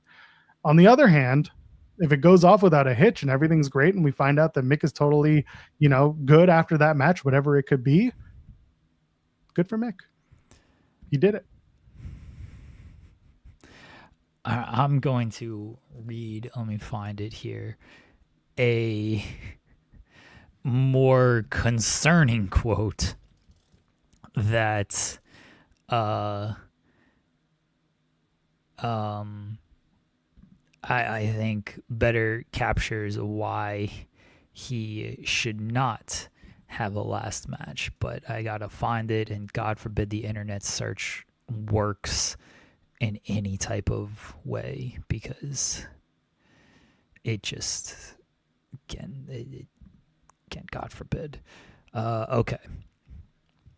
So Mick was trying to do his last match. He was getting in shape for it in 2024, 2 years ago, mind you. This is when he lost the weight. This is when he wanted to do like a last death match and everything. He wanted to try to do it at some point, maybe in 2024 or 2025. This is from April of 2024. Some of you know I'd missed a couple weekends of appearances because of dizziness and lightheadedness. After consulting with a couple of doctors and also using my own experience with concussions, the symptoms, they seem to point to a concussion that I did not even know I received. I hadn't done too much in the ring, but I had done a little bit. I had noticed that I was lightheaded after one of the workouts, but thought it would go away. So it just seems like the wisest move, and one that's strongly supported by my family, is to call off that final match. If I can get concussed from something I'm not even aware of, then some of the things that I was thinking of doing, hoping of doing in a big match, would not be smart. So with my family's urging and after careful thought, I've decided there will be no final match. Well, the good news is that was 2 years ago, and he probably forgot about it. That's way more concerning than anything else. Is there a way for him to do a last match where he just stands there and punches a dude and they bump around and stuff? Sure. But if he can't even like get in the ring and do a light workout without getting some type of dizziness and lightheadedness and potential concussion symptoms from a concussion he's not aware of, that seems a little concerning of, yeah, you don't need to be doing an actual last match. I'll give him some benefit of the doubt of at least he seems smart enough to be like, well, if I'm going to do this, I probably got to cut out a lot of stuff. But I also think he's Mick Foley, and he doesn't just want to just stand there and punch people. He wants to do some dumb shit lovingly in his last match. And I don't think he's at a point where he can do some dumb shit in his last match. And I think Tony and Daniel Bryan have already sent him a hyperbaric chamber. I'm just saying, I don't know, man. I fully agree with you, but also there's nothing else. There's nothing we can do at this point. I mean, we're stuck. And it's gonna be someone that he's gonna have to trust. It's gonna have to be very well thought out, cinematic if you need to. But even cinematic matches at this point are kind of gone by the wayside. Yeah, I said Daniel Bryan because that was his whole thing about coming back in WWE. He talked about the hyperbaric chamber, not Bryan Danielson, Daniel Bryan. But anyway, yeah, I'm not a fan of a lot of these older folks getting in the ring and testing their lives and their livelihood just because they can or they think they can. It's not worth it to me, but also if he says he's going to do it, there are going to be a hell of a lot of people who are going to be interested in seeing it, whether that's Freak Show, Fright, or nostalgia. I would assume if they do it, then it would be something where he'd already been training and gets cleared. Because this was Foley's mistake the first time. He's like, I'm going to do a last match. And then he started training for it. He's like, oh, fuck, I can't do a last match. Yeah. So just do the training portion first. See if you can get cleared for that. And then if you can, I mean, I'm not going to tell these wrestlers what to do with their bodies. Fine. Just be as safe as possible, and everybody pray nothing bad happens on this kind of stuff, and that be that. So I don't think it's going to happen. I'm probably going to be wrong. I don't think it's going to happen. If it does, it'll probably be against somebody like MJF. MJF will obviously take care of him and stuff, but like, I don't know what you can do. Like, punch him in the head? Like, you gotta. That's a lot of pressure on Max too. I mean, I know he would be up to it, and so would someone like Moxley, because once upon a time there was talk about those two having a last match. They were trying to set something up in WWE years ago, 2016, I think, and that never, came to fruition for multiple reasons. I think about Mick, and I also think about the opponent, because the opponent's job is to keep the other person safe, and to have to do that with someone who has a history of concussions, a history of trauma in different ways, it's tough, man. I saw that he should fight Roosh. That match should be over in 30 seconds. Knees to the head, you mess with the bulls, you get death. You can do some type of like cinematic. Sorry, go ahead. You mess with the bull, you get the caskets. Go ahead. You could do some type of like cinematic match and film stuff beforehand. I could see them doing something like that. Is that what Mick wants to do though? Like, does he want to do something like that, or does he, he want a full on like singles match type of thing? I don't know. If it is a singles match and like it is against someone like MJF, you're gonna have to be cutting out a lot of stuff because. MJF, he's not going to be hitting like the Heat Seeker or Tombstone or anything. They might tease it, but I don't even know if Foley can be like upside down. He gets like dizziness off of like roller coasters and stuff. So I don't know if he can be upside down like that. So I just don't know what it looks like. And maybe if a few years pass, it'll feel better. He'll feel better because that's sort of how things work. But it could also be worse. I have no idea. I don't think it's going to happen, which means World's End, Mick Foley's last match. World's End in New York. Yeah, they'll just go back to New They'll York. do it on Long Island. That's the only place you can really do this. You'd have to do it on Long Island. It would have to be Max or a multi-person match, and just I'm gonna leave it alone because I know, like you're saying, like you don't want it to happen, which means it's gonna happen. I'm like, I don't want to do this. Oh, anyway. Also in the interview, he said, he thinks he could be a manager. He calls himself a Swiss Army knife of AEW. He gets to host shows with Renee. She's so much fun to work with. I can do a good job with publicity and being sent out a day or two early. And he said, I could take on a managerial role for a handful of misfit baby faces or heels and take some of the guys in the middle of the card and give them a little boost closer to the top. Clearly, he's watched the product. He clearly knows that it's worked for other people in AEW to have a legend by their side to help elevate them. And so he would like to potentially be someone like that, which when he came in, that's something you and I talked about, and I'm sure others have as well. He could absolutely help mid-card wrestlers find their voice and work with them to get them to a point where, Darby got a lot of help working with Sting. And so if Mick can do that with somebody currently on the mid-card or coming in, huge win for AEW and a huge boon for Mick's career. He gets to look even better as a teacher and as a mentor. Mick Foley is part of the Don Callis family, is what we were saying. It's fine by me. He has to shave his head first again. Yeah, true. Look, Foley. Sorry, Mick Foley, the Death Rider. he's doing ground and pound. Let's go. Conglomeration's like the most Mick Foley stable ever. Yep. Honestly. Yep. And he would get. You remember the commissioner shirts? Where it has the commission, then Shinner and down the side. He would get conglom and oration down the side, just like the commissioner shirt. Yeah. Yeah. The Foley, as we talked about when they first announced this deal, is he will be able to fill a lot of different roles, and it's not just on the television show. It can be backstage giving advice. It can be just hosting. It could be on the television show as a manager or something. I don't know what Tony wants of him. I don't know fully what he wants to do, although again, it sounds like he's open to kind of anything. But one of the points I made when he signed was stuff like this, the PR aspect of things. Like I've seen a lot of people just say like, oh, Mick Foley came off like really well during this interview. And it's like, yeah, Mick Foley always comes off really well in these interviews. Mick Foley is like your fun little uncle. They go, like, he's like, hey, he likes to be Santa and everything. It's like, oh yeah, Uncle Mick's here. What do you got for us, Uncle Mick? And then you go play, and then he's like, all right, I go take a nap now. But like, no one has anything bad to say for the most part about Foley. So you see him in these interviews, and he's promoting your product and everything, and it's like, oh yeah, we love Mick Foley.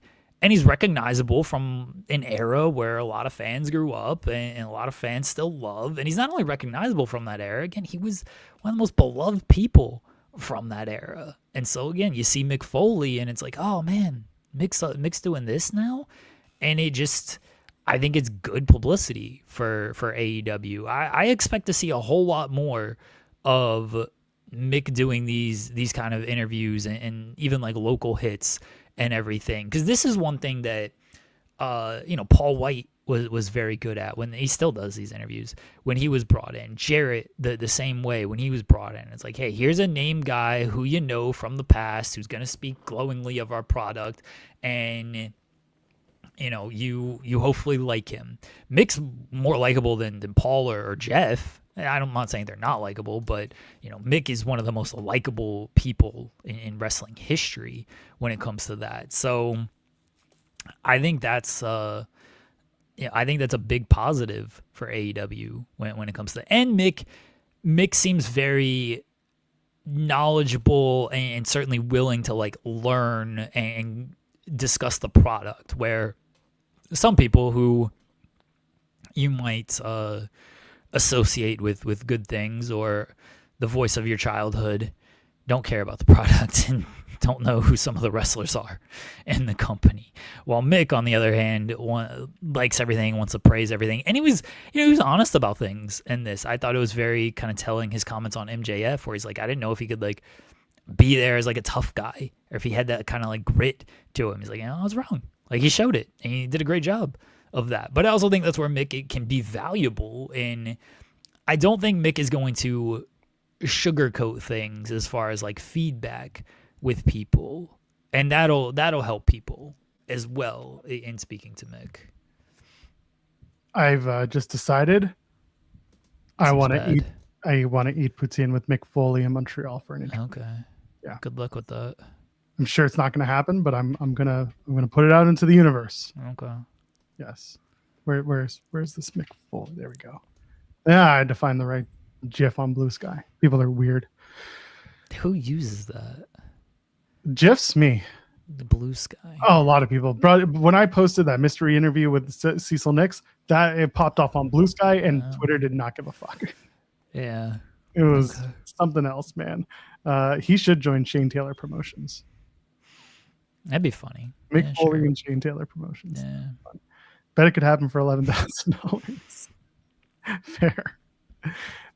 You should pay me $11,000 to eat poutine with Mick Foley. Right? Sure. Good luck with that. We're going to make the poutine and then we're going to eat it together. Okay. And then elsewhere on the interview, he did talk about his decision to leave WWE.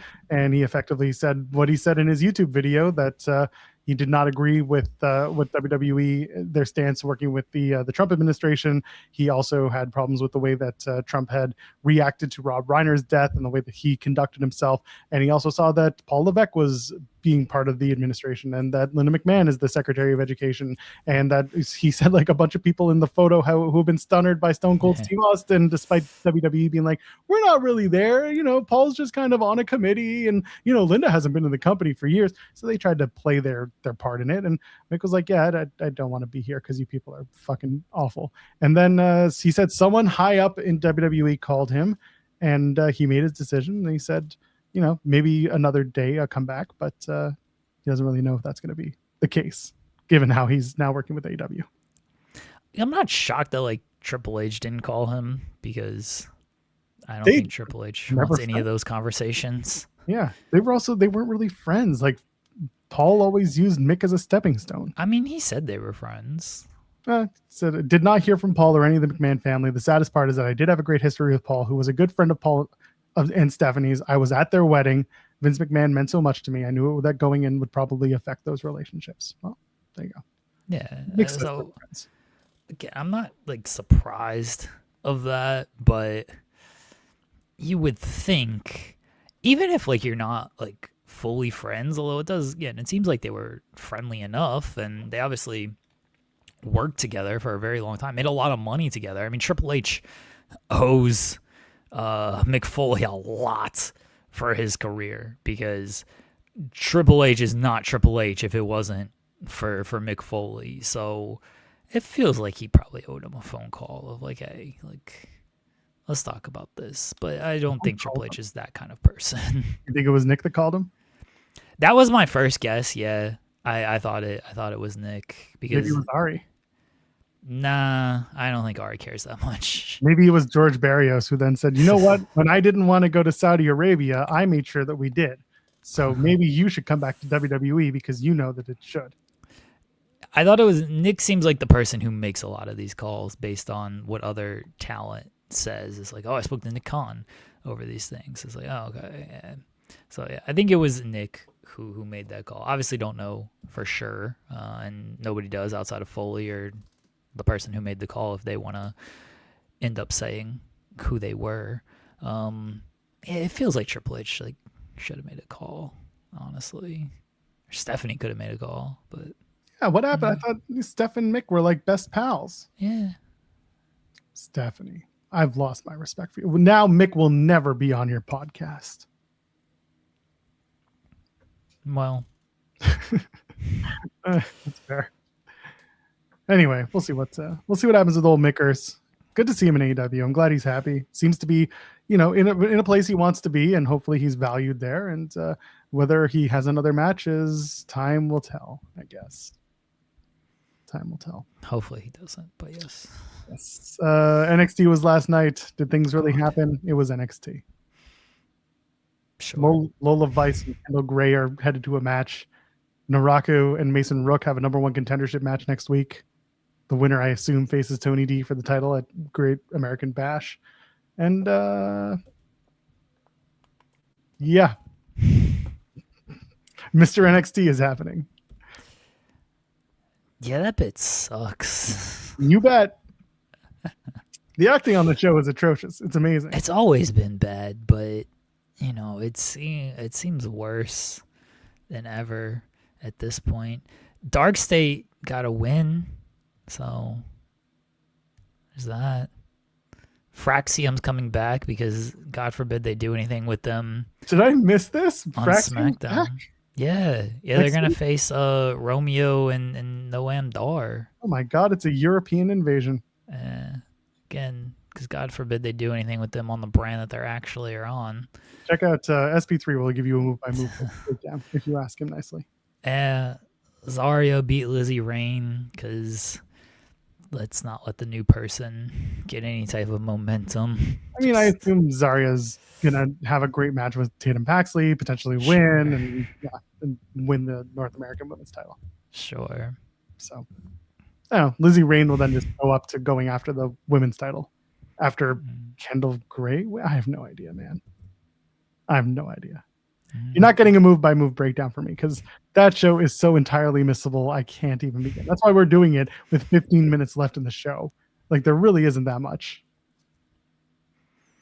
I do like Vanity Project. Now, Lizzie Rain will be fine. I agree. Yeah. But I'm also just like, why are you going to build her up? She beats Nikita Lyons, and then she just loses two singles matches to Zarya. And like, it's two of the top women in the division. But I don't know. It feels AEW losing on your way up type of thing. But people love it in AEW, so maybe I should cut them some slack that they're doing it in NXT.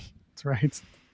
Yeah, there wasn't much else from this week's show that I could really point to and be like, that's amazing. They are going to absolutely hammer the big bad Mason Rook stuff into the ground. They've already done it.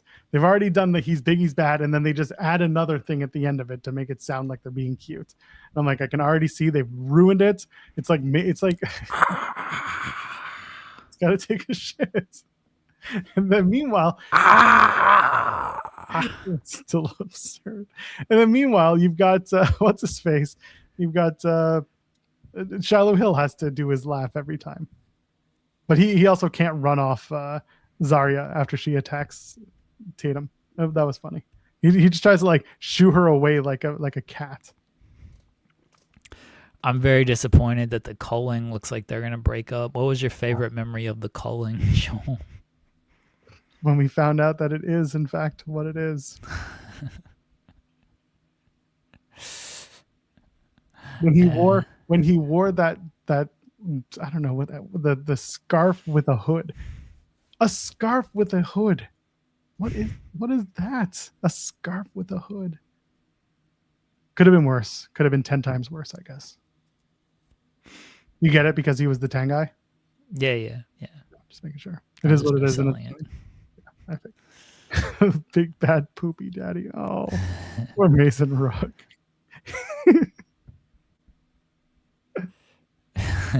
Poop so hard, he said. That's awful. I'm watching the Captain Underpants movie. Yeah. Have you seen this? Like right now? Not like literally at this moment, but that's the movie the Tiny One and I are watching while we plank. So like, you know, we're watching it in chunks because we plank for 10.5 minutes, and so we can get through these movies. It's really good, but I relate all of this because the evil villain is called Professor Poopy Pants. And so now I'm just going to call him Mason Rook. Oh, that's awful. Stop it.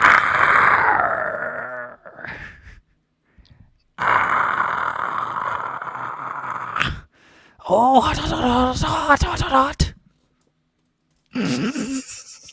How many crooks? Yeah. Anyway. Oh, God. AEW Dynamite is tonight live from the Siegel Center in Richmond, Virginia on TBS. Wait, hold on. We're going back to Captain Underpants. Oh, are we? Okay. I thought we were, okay, my bad. I loved the books as a kid. I did. I'm really enjoying the movie. I've never seen the movie, though. Is there... I don't know if there's more than one movie. I don't know if they just did one, but the movie is funny as hell. I'm like this. I think it's pretty good, and it's tough to. I'm planking while watching this, so like I gotta like contain my laughter so I don't break like form and stuff. But yeah, I love the books as a kid, but I think the movie's really good. I probably saw them, Richard, but my memory sucks. But yeah, if you have suggestions to watch, oh, there's a series as well. Okay, we like watching the movies though. Okay, there's only one Captain Underpants. Yeah, we don't like watching the series when we're planking. We like watching the movies instead. But maybe we'll get in because we watched Bad Guys 1 and 2, and I know there's like a Bad Guys series, but I kind of prefer watching movies over series. Although we've never seen any of these series, so maybe we get into that. Dogman. Maybe we'll watch that next on there. No, I do actual planks. Like, he just does like lay on your stomach. There's no like core work on that. He does meme planks. I do, the form where your elbows are in and everything. Oh, we've seen Megamind. We've seen that. We've seen those two. We want to watch stuff that we haven't seen. I ain't watching Bluey. Fuck Bluey, little asshole. Wow. I don't know what else we got. That was very okay. Fuck Bluey. I don't like Bluey, man. Fair. Mason Book.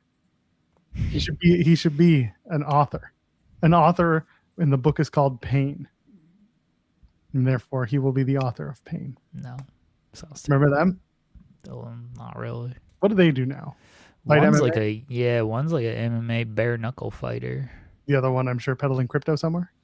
Potentially. Yeah, remember like their promotion or like the promotion they were tied to? You bet. They made all those announcements and then it got canceled like a week before the show. You bet. He paid everyone back though. The deposits got paid. So there is that. Nobody got buried too bad. Yeah. Anyway, AEW Dynamite tonight from the Siegel Center in Richmond, Virginia, 8 p.m. Eastern on TBS and Max. The TNT Championship is on the line. Kevin Knight defends against his former Jet Speed partner, Speedball Mike Bailey. Poor Speedball. This will be really good, though. It will be great. Yeah. I assume Kevin Knight is going to kick Speedball in the dick and then hit the UFO splash. Potentially. But I think this will be a great match, and I'm looking forward to it. The men's Owen Cup second round match, Will Ospreay, Mark Davis. Mark Davis is going to try and get a doctor stoppage, and Will Ospreay will probably submit Mark Davis with Death Grab. That move sucks. It's not my choice.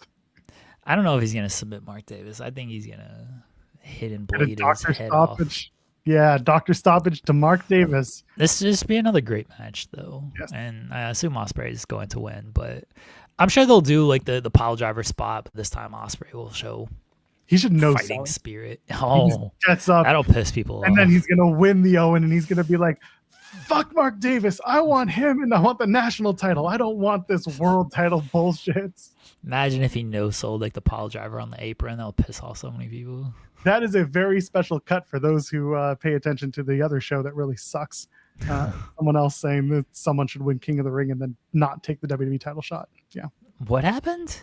Oh, yeah. Apparently Bully, our old pal, Mr. Justify Yourself, he should come on our fucking show and justify this. He says Oba Femi should win King of the Ring, get beat up by Brock Lesnar, and then say, I don't want the world title shot. I want Brock Lesnar for winning King of the Ring.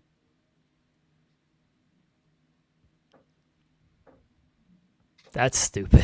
Yeah, well, he's doing it for the fucking engagement, so that's as much as you'll get from us. AW World titles on the line. MJF defends against Roosh. Roosh should shoot on him and see what happens. Okay, Patanada. But Roosh never loses. He's not allowed to lose. So what do we do? Now this will be another really good match. Like they got some good matches on this show. Yeah, and it's a 2-hour show. It's a regular show. Oh, good. No, this is another really good match. MJF's gonna win, I assume, but that'll be really good. Yeah, I don't want Roosh to shoot on Max, but I just think Roosh shooting on anybody is just funny because of his reputation.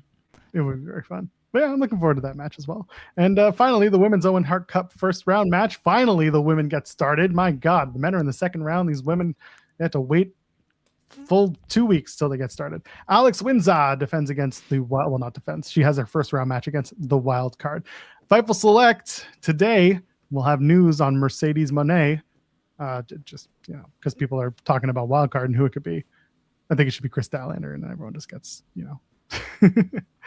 Are you of the belief that is Mercedes coming back for the Wild Card spot? And I hope so. I miss Mercedes. Fair. Yeah, they already started the tournament. I know they started. They've had one match. Meanwhile, the men are in the second round. Give me a break. You get my points. The first round matches happen.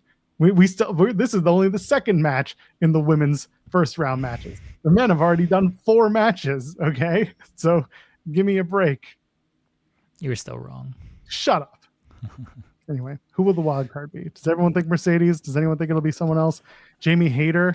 I don't think Jamie's going to be the one to do it. I feel like doing a Brawling Birds Brawling Birds fight would be a weird thing if they're going all the way to the Brawling Birds Brawl. The brawl. It's Thunder Rosa. Who else is from Richmond, Virginia? It's Mickey James, baby. Hardcore country. And everyone's going to be like, who? I think Mickey would get a pop. It's not national. Hangman Page. Why? It's Virginia. I don't know. Everyone's like, it's for Baker. Nyla Rose, it's Pride Month. Nyla Rose can come in and lose the first round match. Yeah. Sorry, folks. Sure, bring in Candice Michelle. She'll bring a little femininity to the AEW women's roster, right? Yeah. I hate this so much. Hangwoman Page. Hangwoman Page. I got a perm. I don't care what y'all say. Danny Luna. Sure. Yeah. Who knows? Hangman comes in. I said I won't fight for the men's world title, but Princess Nana. These are awful ideas that I'd love to see come to fruition. Dude, imagine if they did like Hangman Page in a wig and they did the whole, we can't fight for the men's world title, but I'll fight for the women's world title. People would hate this company so much, and meanwhile I'd be on here praising it as the greatest idea ever. Your moment of the week would be this one. You'd be like, yeah. There are no more moments of this is moments of life. It's Bailey. Yes, that's right. Oh, shit. Oh, she's coming over, folks. It's going to happen. Anyway, we'll see what the wild card is. Again, this looks like it's a 4-match card so far, and it looks fun, and I'm looking forward to it. They'll add some like Death Riders 6-man and some Dogs tag team match or something. Oh, that's right. They'll do. Yeah, you think they'll do a dogs match? I mean, maybe. We'll see. Just give these 4 matches time and just let that be the thing. I mean, they'll get time. No, I mean, like, just leave it at just 4 matches and give all 4 of these matches time. Oh, well, they're not going to quite do that. No, they'll have a big show next week. They got the summer blockbuster shows. Yeah, they'll add some stuff to the show. Tony always adds stuff like 7:00. Yeah, that's true. When they realize who made it to the building. Who's here? Who's not? Women's tag is on Collision. Jeremy is talking about going to Youngstown. Yeah, I gotta see what else they add to this card. It's good right now, but I need a little bit more. And it's really not even that. I gotta find people to watch my kids. Bring them with you. Don't do that. AW is not family friendly, so That's right. They might pull out some skewers, and then I gotta explain why they got skewers on them. Tell them it's a barbecue. Yeah. I don't know. I don't know if it's gonna work. That's fair. Anyway, who's excited? It'll be a good night tonight, and then Jeremy and SP3 will talk about it tomorrow. What was your moment of Tuesday, Joel? Mick Foley trying to pull the wool over everyone's eyes and tell us that he's got one more left in him. But you know what? I think after that interview finished, I think he just closed the computer, kind of gave himself a little giggle, called Tony and said, "Got him." I'd like to think that was the moment. Well, he did the interview from his phone, so that's not true at all because he talked about his phone battery like dying and how it was going to cut out on him. So he didn't close the computer. Maybe his phone like died and then he had to charge it and then maybe he called Tony. So You're right. It's mea culpa. at least get your facts straight. Get my on this technology bit. right. Yeah. Mick, get a computer. They owe it to you. My moment of Tuesday. I don't have anything from NXT, honestly. I'm not gonna pretend like anything was good enough on this show to be a moment of Tuesday.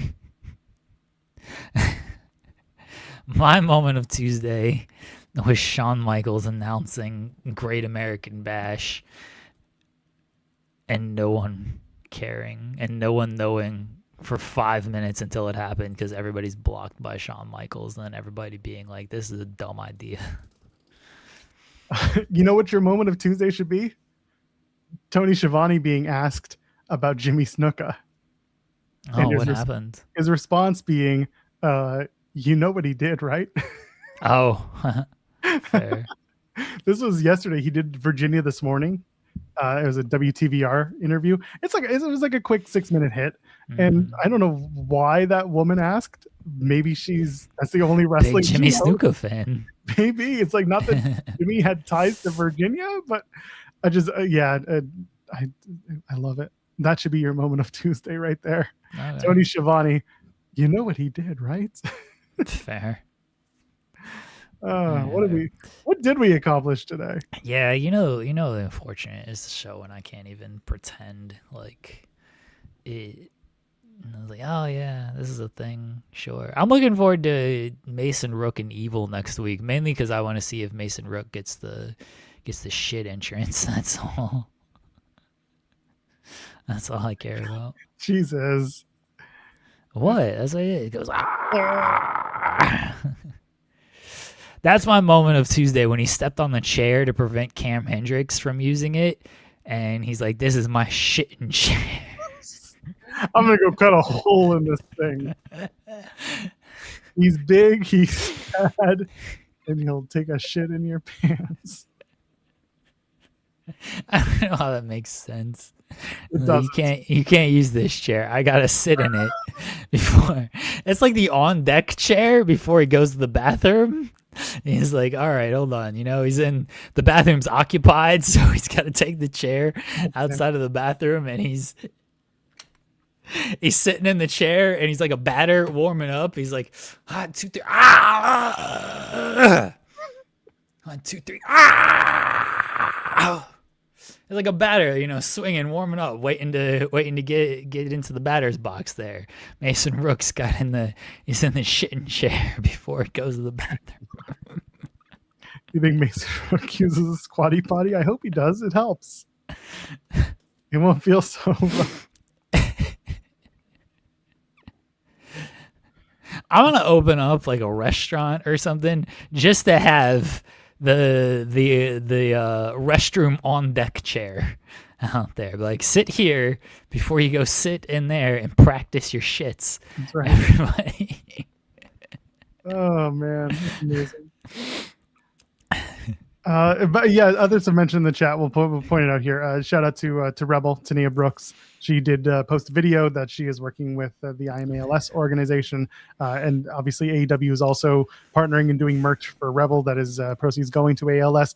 It is an absolutely awful disease, and to see anybody deteriorate because of it is terrible. Rebel has been very positive in her journey, and despite knowing what comes from it, the fact that she's going out there and being an ambassador for IMALS is very heartwarming in a time when it's very scary for someone like this. So shout out to her. If you can, please go support, whether that's retweeting it or if you have the funds to support financially, please consider doing so. Best wishes to her, absolutely. And also again, Jeff Cannonball is another person who is dealing with ALS in the pro wrestling community, and him and his family. Obviously Tara Calloway and then their son, they have to deal with a lot going into this, and ALS, again, a terrible disease that they're dealing with right now. So a big shout out to them, and if you can, support in any ways that you can. I think Rebel, it's imals.com. I think that's the .org. .org. Okay, thank you. Yeah. And then she has her own like page as well. So yeah, if everybody can go there and support Rebel, and there's articles out there with the link, so you can just go to the IMALS Twitter page, and the link is directly there. So yeah, best wishes to Rebel and Jeff Cannonball, anybody dealing with the disease, honestly. Yeah, absolutely. Yeah. Results of our poll question. You people are animals. You can only watch one show. Oh, look at Joel.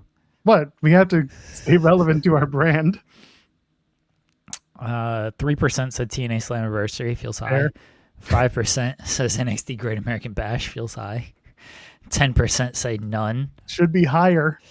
And 82% said Forbidden Door. Yeah, I mean, I knew the results of this poll question, like the moment I put it up there. Bunch of AEW, Homer, Mark, super fans. People make me sick.